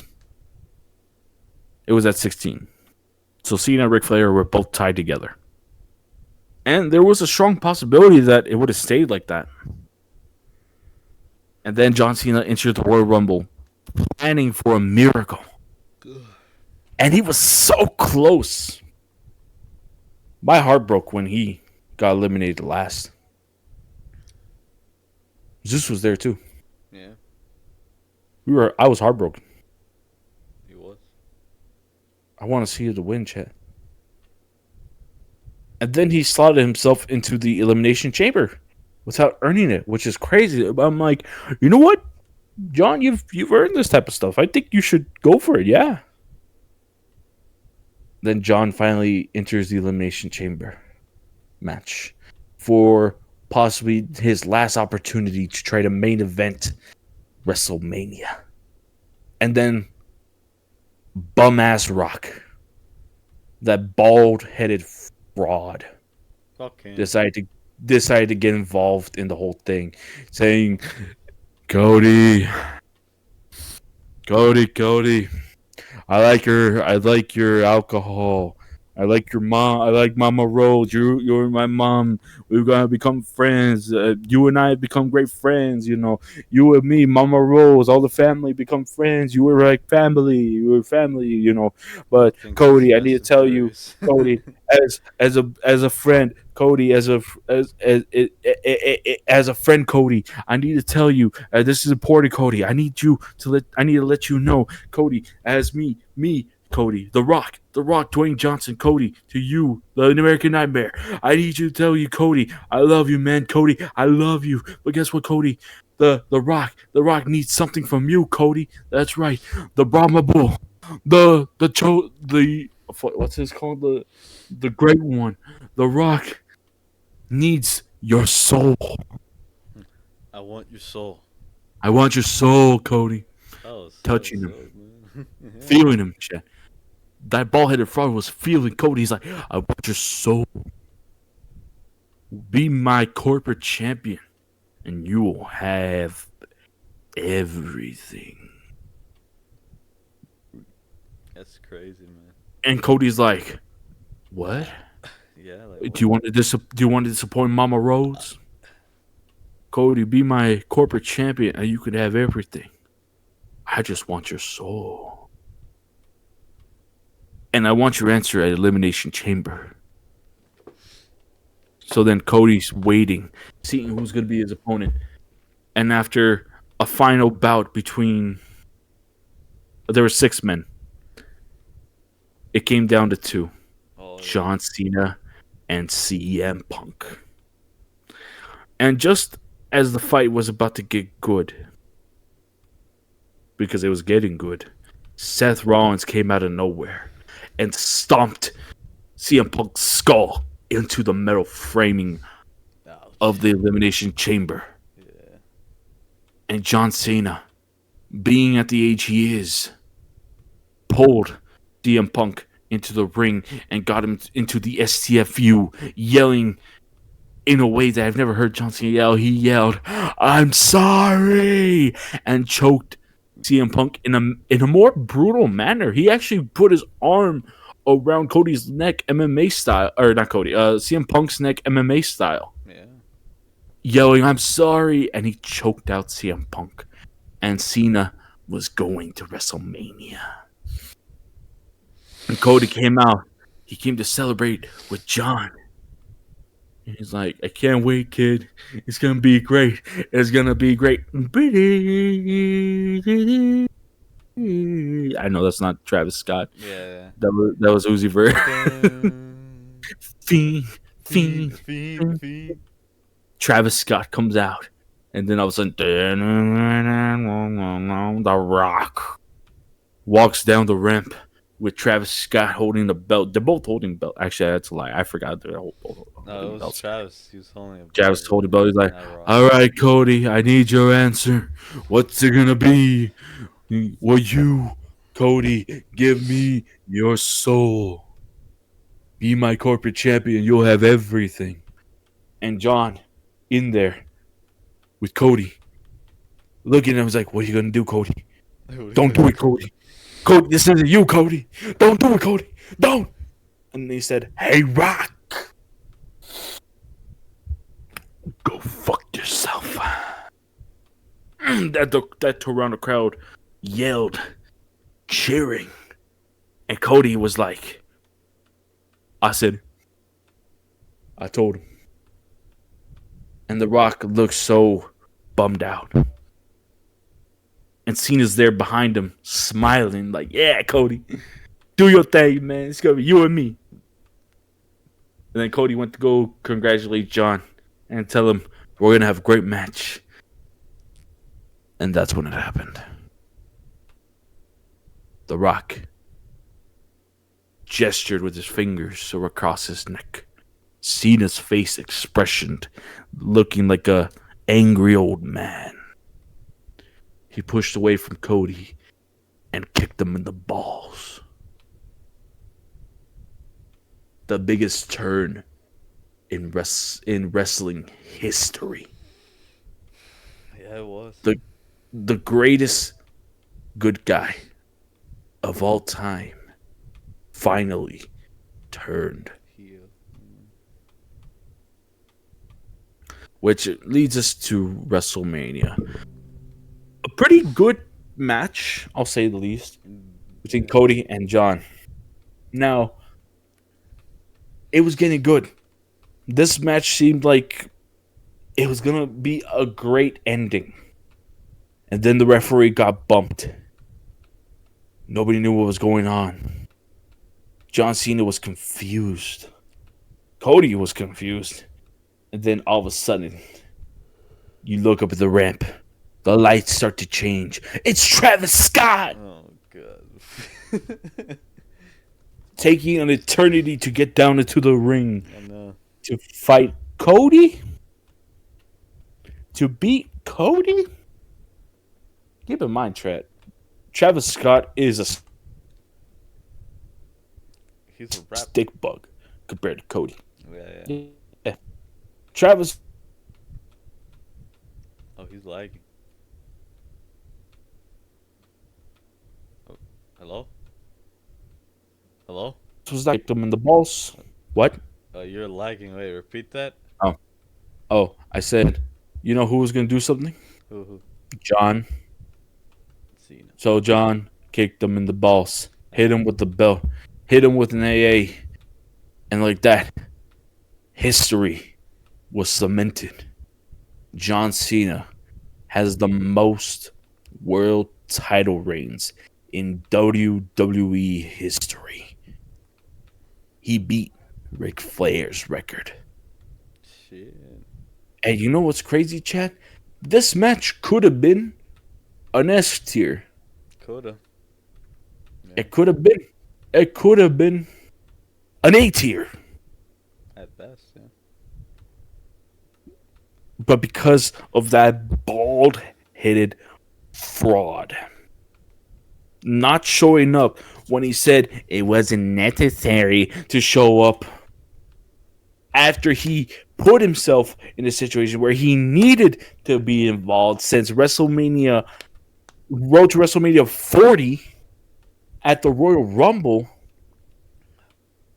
he put himself, that bald fraud, put himself in the story and said, I don't need to be there. I don't need to be there. Why did they just need me to sell tickets? That's so fucking stupid. You asked for Cody's soul. You were going to take away his main event spot at WrestleMania 40.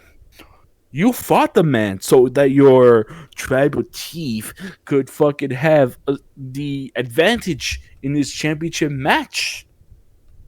You appeared 3 times to Justin Cody. Don't forget about me. You showed up at the Raw after the Raw first Raw on Netflix to be a villain to Cody. You told, hey, Cody, remember that clock, that watch I gave you? You forget, Rock? Do you have that short-term memory, Rock? You were supposed to be there. Mm-hmm. But you weren't. Yeah, he was. They needed you. And you abandoned the cause. Now, you made, not that Triple H was a bad guy, but you made Triple H look like the best corporate man in all of America. Yeah. You had the chance to actually turn this story and actually make it something beautiful. But no, let's go stare at a Rubik's Cube and think about life. But no, Rock, yeah, let's send out Travis Scott. Let's make it believable with Travis Scott with maybe some training. Maybe some training, but not really fighting against Cody Rhodes. Mm-hmm. You messed up, Dwayne. Big time. You fucked up. And now everybody has to pick up the pieces. You could have made a historic night even more historic had you have been there. Mm-hmm. But like CM Punk said, you bald fraud. You couldn't do a thing. Mm-hmm. So unfortunately, even though Cena made history, you're only going to have the imprint, an asterisk of Travis Scott helping Cena. So that one's going to be a B tier. So overall, I think this WrestleMania was also a B tier WrestleMania. Mm. It could have been A, but it's hard to top last year's WrestleMania. Oh yeah, last year's was fun, right? Like it was Cody fighting Roman, right? Yeah, exactly. Yeah, I mean, and then everybody started like it was a whole Adventures Assemble type of thing that was going on. That was really good. Like I thought that was gonna happen for this one. Like an even more better one. Because when I saw Travis Scott, I was thinking, oh, okay, where's The Rock? Where's The Rock? I'm still asking, where is The Rock? This guy did not show up. And it was one of the things I mentioned when we were watching it at your place. I was like, this guy did not come. Why didn't he come? It was because this dude said, yeah, it wasn't necessary. Like, what? It is. It's the whole point. You're the one who started this. Like, it's so stupid. I think it was because of that whole, like, that drama him and Triple H had. Yeah. Yeah, I think that's why he just didn't want to go, yeah. Which is, from what I understood from the drama, it's fucking what's his face, Triple H, like didn't listen to what The Rock was like telling him to do, like asking him to do, and then The Rock got pretty mad, and then he said, "You know what? Yeah. I'm not doing what you're saying, Triple H. I'm out of here." So I bet that it was something that he didn't want the public to know, but then news got out, and he kind of just was like, "Yeah, well, there you have it." Yeah. It's kind of there's more information on that. I'm just kind of saying of what I understood about that, but it is a Yeah. shame that he was not there in WrestleMania 41. Aside from him Yeah. pretty much starting the whole, thing of John Cena turning heel, like making him sell his soul to The Rock. It was such a shame to not have, a person like The Rock there, because he's a big superstar. He's a would you say a legend, Bruce? The Rock? You wouldn't say he was a legend, right? We're talking about The Rock, Yeah, right? The Rock, The Rock. Okay. Up to that point, yeah, he was kind of considered a legend, but I think it kind of makes people see him differently now because he didn't participate in shit. Yeah. Mm, seems like, yeah. So, And the fans kind of, like, WWE fans kind of just are really mad at him right now for yeah. the shit he pulled. Yeah. So it seems right. And Yeah, because, I mean, mhm. you build yourself up to be part of this story. Even if you were to quote unquote have to sell tickets, you have to see it through. You have been there since the Attitude Era.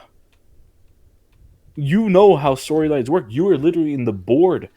You've seen how the stories work. You've seen how it's been built up and stuff. Yeah, And I yet mean, you're saying that I don't need to be there. That's a disservice to all of your fans. yeah. Mikkel Druzy. Oh god. Yeah, Exactly. yeah. So Yeah, I mean, yeah, that match was. I was expecting more. It just Travis Scott.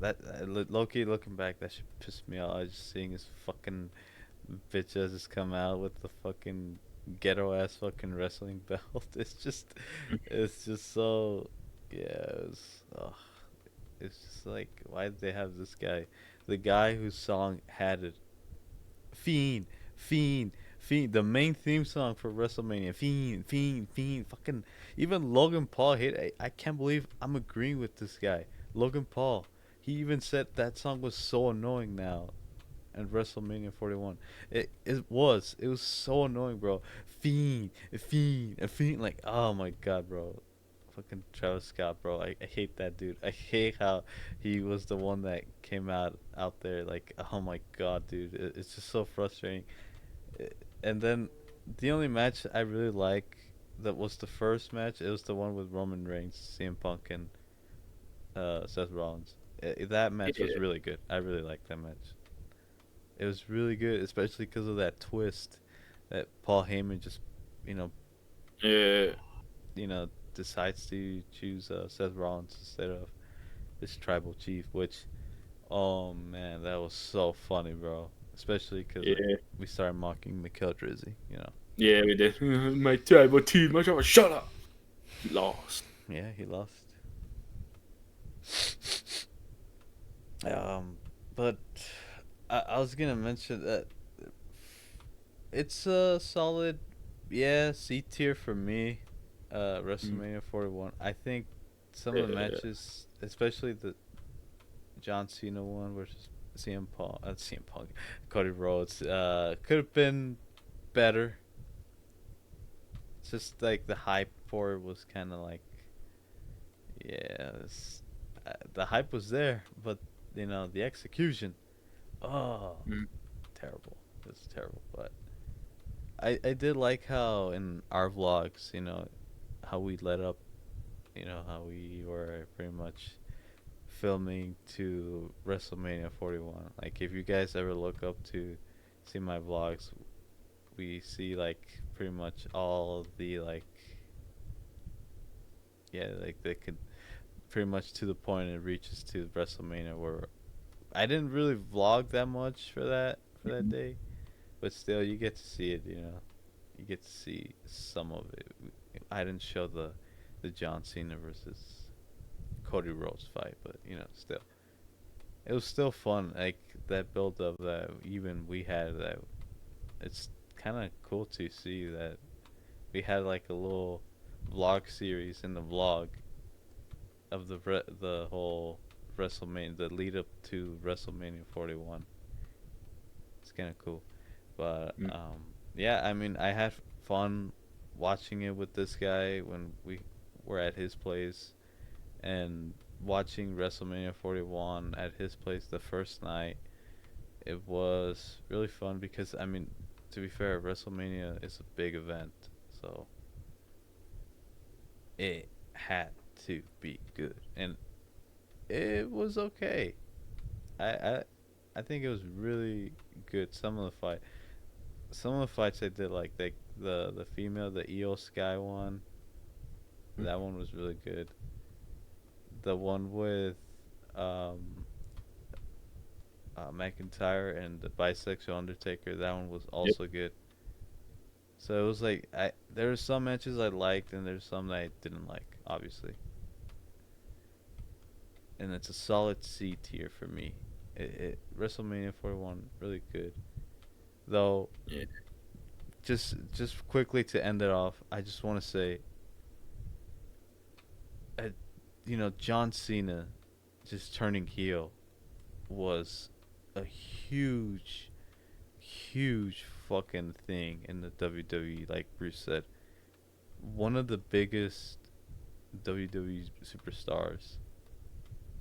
Turning heel, pretty much turning into the villain, because he's Mhm. been the hero since me and Bruce were kids. Since we were literal Mexicans, we was watching him when he was, in his prime. More Bruce, but this guy was the hero to a lot of people. He was, the main guy. Like he made the kids happy. He made the moms, horny. He made the dads want to be like him. Like he was that guy. Like John Cena was the man. And then to see the hero turn villain, that was crazy. That's a crazy plot twist to the story.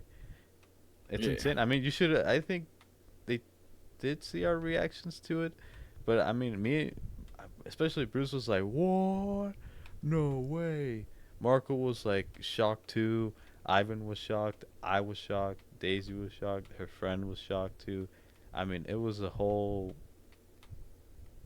Yeah, I mean, it was a bunch of shit going through my mind when I saw that, and I bet my other friends, they did too. Fucking Yeah, and I still cheer that man on. yeah, he still cheered him on. I mean, Bruce, yeah, you can speak more. I mean, you felt a lot of emotions that night when you saw him turn heel. Yeah, I was like, fuck yeah, Cena winning 17, baby. Because he was too good for too long. He had to turn, right? Yeah. It's that I'll paraphrase it like Triple H says, like, what if we finally pull that lever that was never pulled? Because Mm-hmm. oddly enough, in 2013 he was actually supposed to turn heel against The Rock. Mm, Which imagine if that would have that's happened. Oh my. crazy. I didn't know Yeah. that. He had music, wardrobe, everything. What But was they the never reason pulled. why? The Rock wanted to be a good guy. Oh, The Rock wanted to be the good. Yeah. No, So no. I'm pretty sure there's another reason, but that was like one of the main ones. Mm. So again, I think it made him more impactful because it's 25 years that he remained a good guy, and a lot of people looked up to him, from the kids he raised to people that watch wrestling to people who aspire to be more on the let's say like in careers on the field, in sports, in many things. He was an inspiration to many, and I mean he has the record for the most wishes granted in the Make-A-Wish Foundation. So Good man. that kind of, yeah, he speaks volume. He's like the ultimate good guy. And yet, all of that, all of a sudden, boom, it changed over just one night. Changed all that, Yeah. and I'm still cheering my goat. I mean, he shed a tear when he was like uh he was when he was in his heel, like afterwards, when he was doing like this not interview, but he was performing like on the mic for the people, and they were all like kind of hating on him. Like they were saying shit to him, and then he shed a tear, bro. I saw a picture where he was like trying so hard not to cry, cause like I think it really got to him. But it's like, that thing, if he has to be a professional, he has to hold it in. He has to be Mhm. serious and shit, which I get. But I mean, shit, bro, it clearly got to him. Which, oh man, that sucks. But I still like him. I just kind of was like shocked about the whole thing, of course. But John Cena's one of the goats, man. Even though he turned he turned heel, he's still he's still the best one. I still like him. And that, yeah, all I gotta say left for the WrestleMania thing is I like the build up with John. It's kind of cool that he won, but then now I don't know what's gonna happen with him and Randy Orton, because Randy Orton just came out of nowhere, and he, what he did. Everybody knows what Randy Orton did to John Cena. He was holding the championship belt up high, and then out of nowhere he was right behind him, and boom, it was that old rivalry that they had. When did And they that's why, settle it? what? That well, before he did that, when did they settle the rivalry? I think it's been years now. Yeah, this is yeah, The last match was like years ago, if I remember correctly. shit. Like they haven't crossed paths in so long since when was their last one? Let me look it up. Uh, so according to this, let me see. Let me see. Their last match that they had was 2017. Damn. So yeah, it's been a while. I mean, unless you consider the Royal Rumble, right? Then it would be 2018. But one on one, 2017. John Cena beating Randy Orton. That's a long time. Yeah.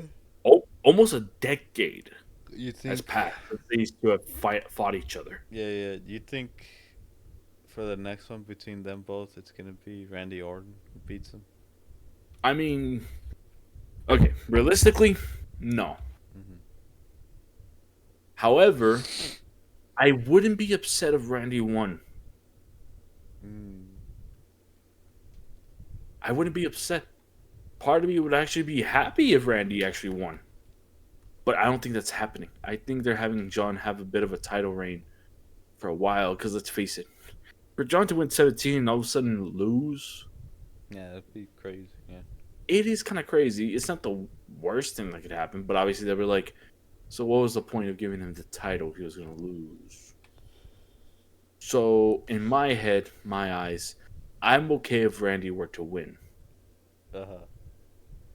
If it weren't, though, I'm not upset about it. I'm not upset about it, Yeah. but it Cause would this be is. crazy, though.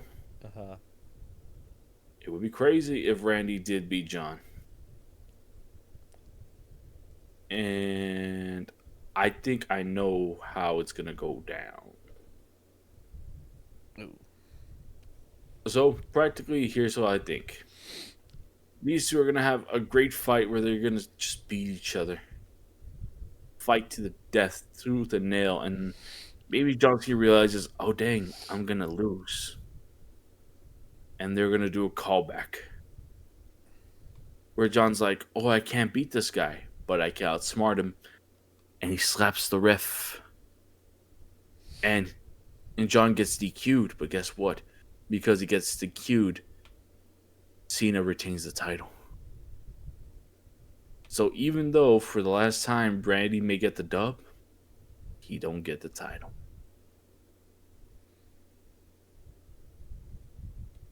He won't get it. So, so yeah, John is. I think he's winning in the Backlash pay-per-view. Okay. Yeah. Let's just see in the future. But for me right now, WrestleMania 41, and just the John fight could have been better. That's all I gotta say. The other ones were pretty. They're okay, too. Um. So this is our last topic, cause goddamn, yeah, we were talking a lot about the WrestleMania one. This one was, yeah, it's at 2 hours recording, but anyways, for the last topic, it was a question that I had for Bruce, and funny enough, the game I'm playing right now is the one I'm about to bring up the question of.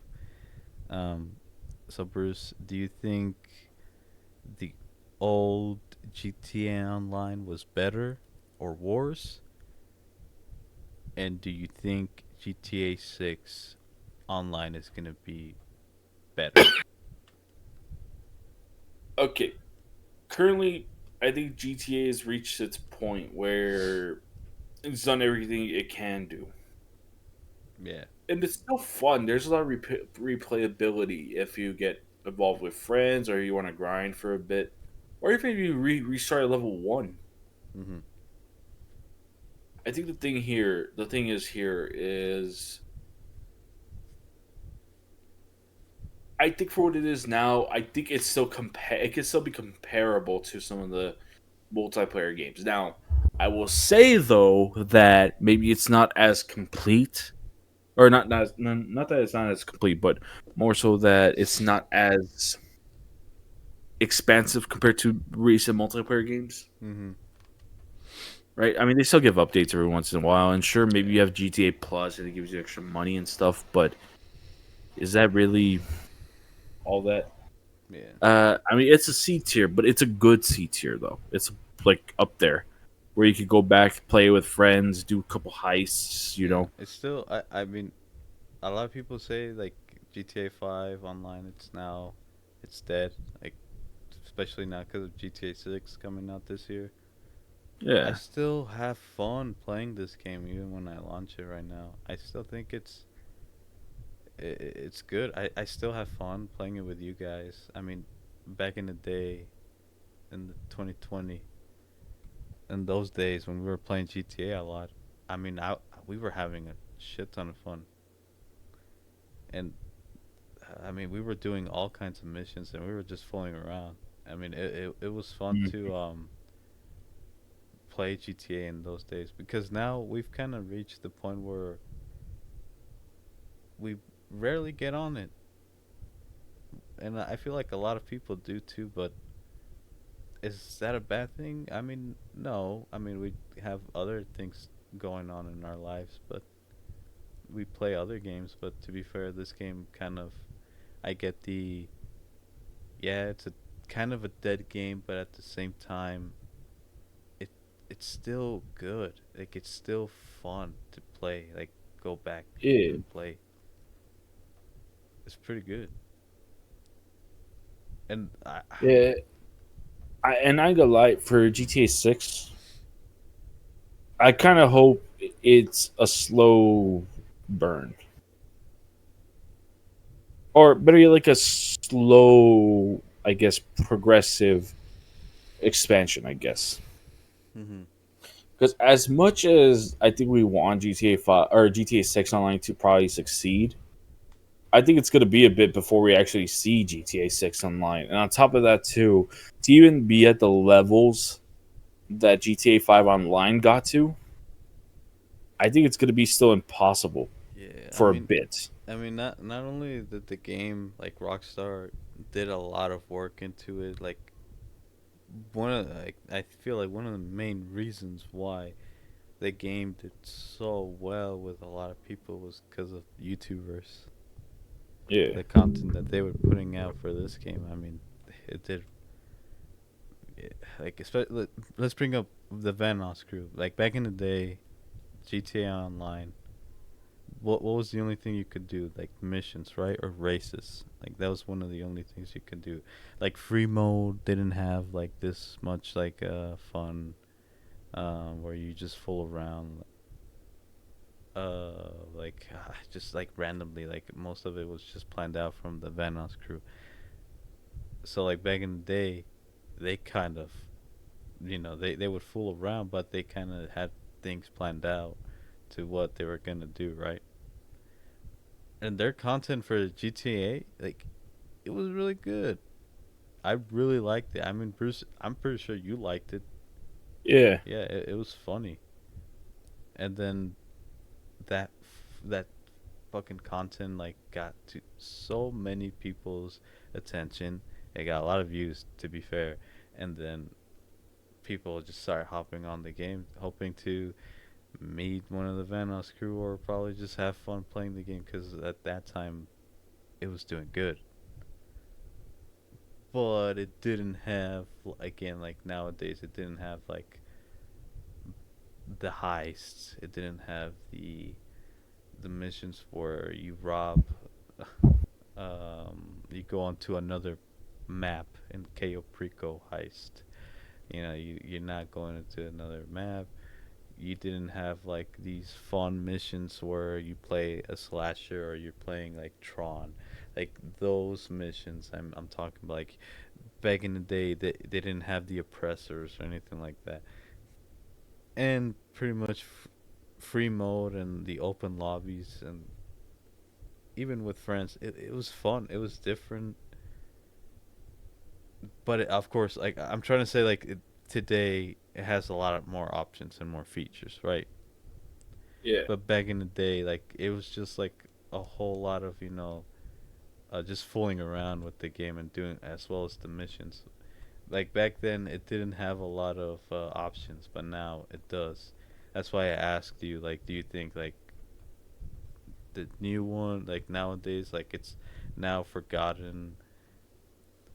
Is the old one like good or was it bad? Will GTA 6 live up to be better or worse than GTA Online, like the fifth game? Like It has all the potential to be the best, but it also has yeah, cause to go against like a quote unquote magnum opus. yeah, I mean, there's been a lot of build up to this game, GTA 6. To be fair, Yeah, because I mean, you literally have to really, really reconsider every. Like, we had to understand that GTA to get to the point that it is now took legit 10 years to get where it's fully fleshed, where we finally had heists, where we had missions, we had all of these things that made GTA 5 or GTA 5 Online fun. hmm Now, I think people are going to need to be patient with it, though. I think that's yeah, the main thing. They have to be patient because let's face it, if we're to just get everything yeah, the game's off the gonna bat, die. Yeah, yeah, it's gonna die quick. that's why. Yeah, I mean, like I said, that's one of the things why this game did good, because throughout the years, Rockstar started putting a lot of shit into this game. And that's one of the main reasons why GTA 6 wasn't released back in the day, because they were working on not only just online, they were working with Red Dead Redemption 2. Yeah, People forget that that game took some time too as well to be made, especially because it was in 2018, and it was a new game that Rockstar put out, and it was fun. That one was fun too, and it had loads of other shits that it was a new UI. It was a new graphics, and just in general, like the whole game was just so different than GTA 5. I mean, what a huge upgrade. And then now looking at GTA 6, it's gotta hold up to be good or fucking amazing. Like it has to hit that to the players, because this game has been in the fucking works for like a long time. and I feel like it it's gonna be. But I quickly wanna go back to the question I was saying. I know I mentioned. I know I kind of went off on a little segment of like the old GTA. Like that that's the question I was asking. Like, was the old one better? In my opinion, I kind of said that it kind of was because Rockstar definitely does play a part of of course, because they are the ones that put in the content in the game. But I also like to emphasize that the YouTubers, the content creators, especially the Grand Theft Auto YouTubers, those guys made the game more fun. And you can also say that for like other games that content creators have made the games fun, but especially this game because the Van House crew. I could be naming others. Like there's this one. Speedy, Sidemen. I was gonna mention Slogo and Jelly and Quebble Cop. Those guys, when they did their videos on GTA, they got hella views. You know, there was this guy I watched, App Zebra, like that guy too. Like he made some fucking banger ass GTA 5 videos. I mean, I remember when BCC trolling, they would upload, Grand Theft Auto 5 videos on their channel. Now it's kind of dead. Now they don't even fucking upload anymore.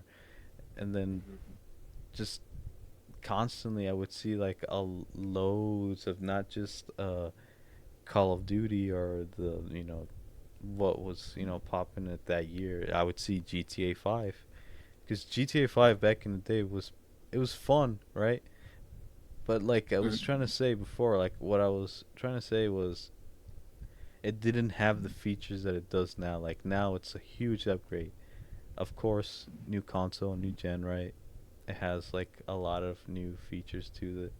Even though it's like a fucking 10-year-old game, it's it's been a decade for GTA. It's an old game. It came out on the 360, bro. Like this game is old. But it's still fun. It like that's the question I was like asking Bruce. Like, does he think the old GTA 5 online was good, or does he think it was worse? And he said, "Eh, like it was I okay." think it's.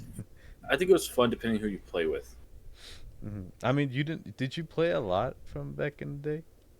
Well, I used to grind a lot of missions with a couple people, And when was especially this? like uh 2013. Ooh, oh yeah, you were playing it back in OG. Hmm. Oh yeah. With a couple of with a guy who's now working at a certain location Some old and friends. old friends. Yep. Yeah.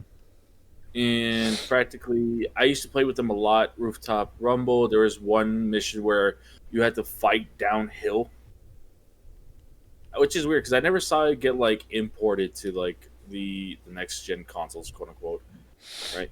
I forgot the name of the mission too, but but there was like so Rooftop Rumble was one that a lot of people spammed because it was easy money as well. Yeah, I heard that Uh, too. Yeah, I didn't think. I used to do races a lot as well, and Mm. obviously, I don't think I got to do heist with them.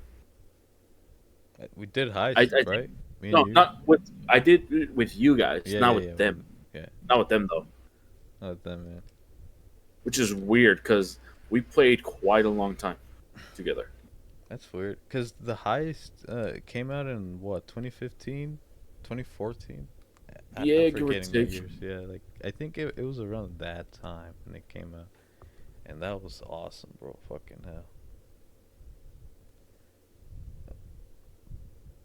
But I was gonna mention when we first started playing a lot.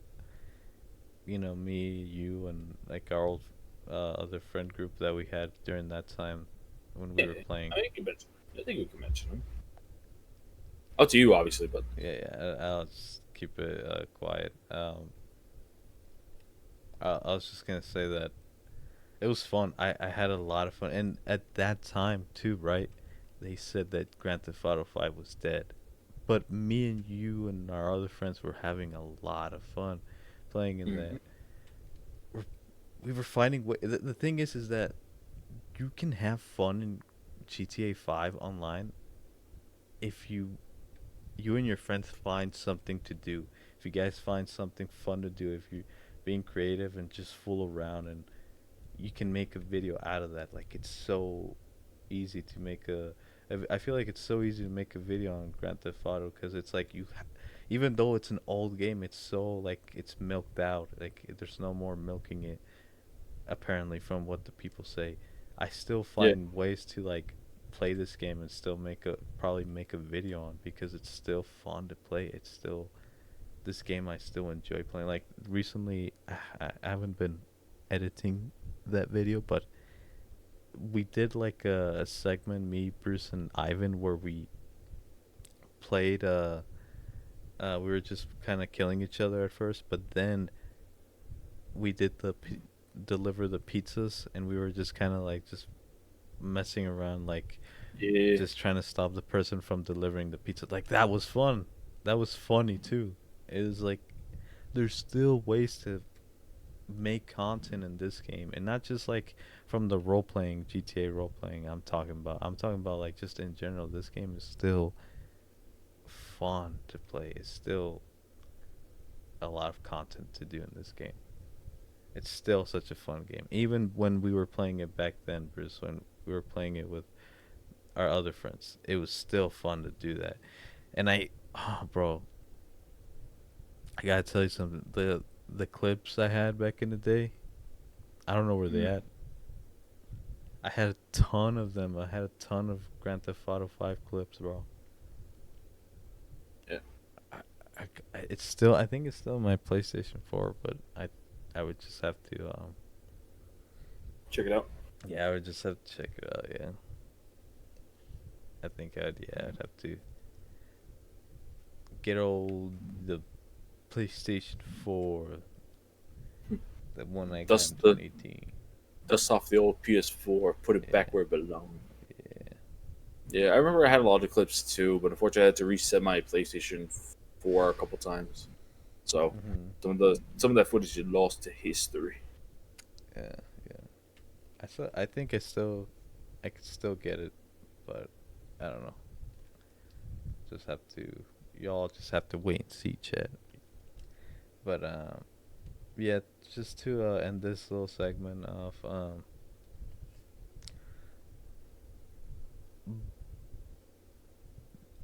do you agree that GTA 5 was good back in the day and today, and do you think GTA 6 will live up to everyone's expectations? Just to kind of GTA just 5 in the finalize it. past, in its simplicity, I think it was fun. Mhm. And I think there was a lot of ways to actually make it. Because if I remember correctly, I think Social Club was already a thing when GTA Online was running. So you could actually put in custom missions, Mhm. races, death matches, and all that stuff. So there was a bit of replayability there. So I think it was there, but the heist obviously made it better because it gave people more of a goal to finish the game, and eventually they gave us more heists, they gave us more vehicles, they gave us more planes, and it made it more fun. Now, I don't think GTA 6 will ever top that, but I think it could get very close to such peaks. I think there is a strong chance that GTA 6 could reach it, could be close to reaching it. But if they were to actually pass it, they have to do something revolutionary. They have to do something that will make people gravitate closer to GTA than it ever has before. They need to do something which, quite frankly, I don't know what that could Yeah. possibly be, if I'm honest, right? Because obviously Something we're new not and in like different, yeah. that business or industry, but they would need something that would change the gaming landscape. Because GTA 5, if we really considered it, was practically a focal point for gaming. It was one of those games that cemented itself in history, like it did it with Tetris, like it did with Mario, like it did with Zelda, like it did with man, what other ones?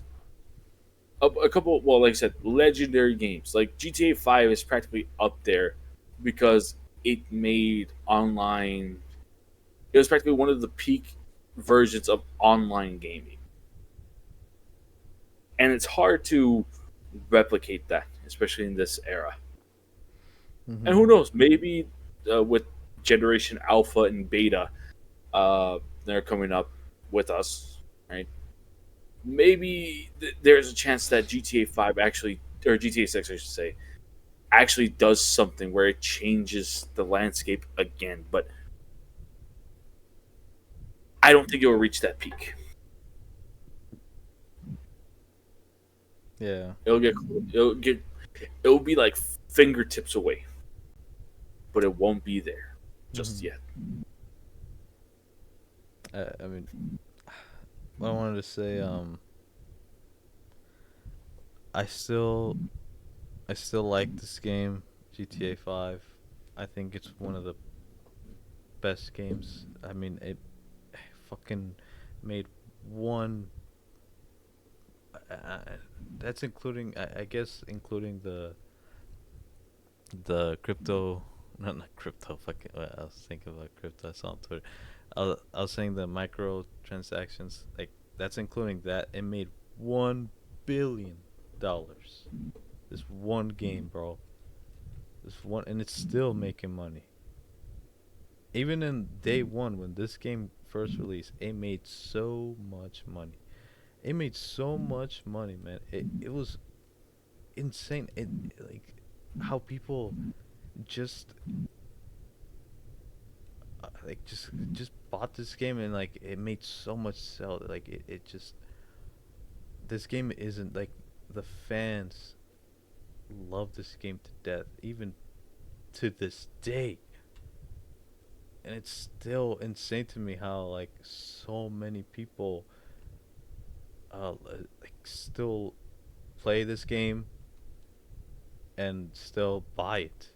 There's some people who still buy it. There's some and buy the older games too, but this game in particular is just insane to me. I always struggle to find out how this game did so much more than the recent Call of Duty, but um, that's kind of an obvious answer. Like it's kind of shit nowadays, Call of Duty, but this game, oof, man, it just tells you that this game is one of the best games out there, and for the future, which is GTA 6, I pray and I hope and I think it will be good. I think GTA 6 will be good, even though we haven't gotten anything of recent news of GTA 6, right?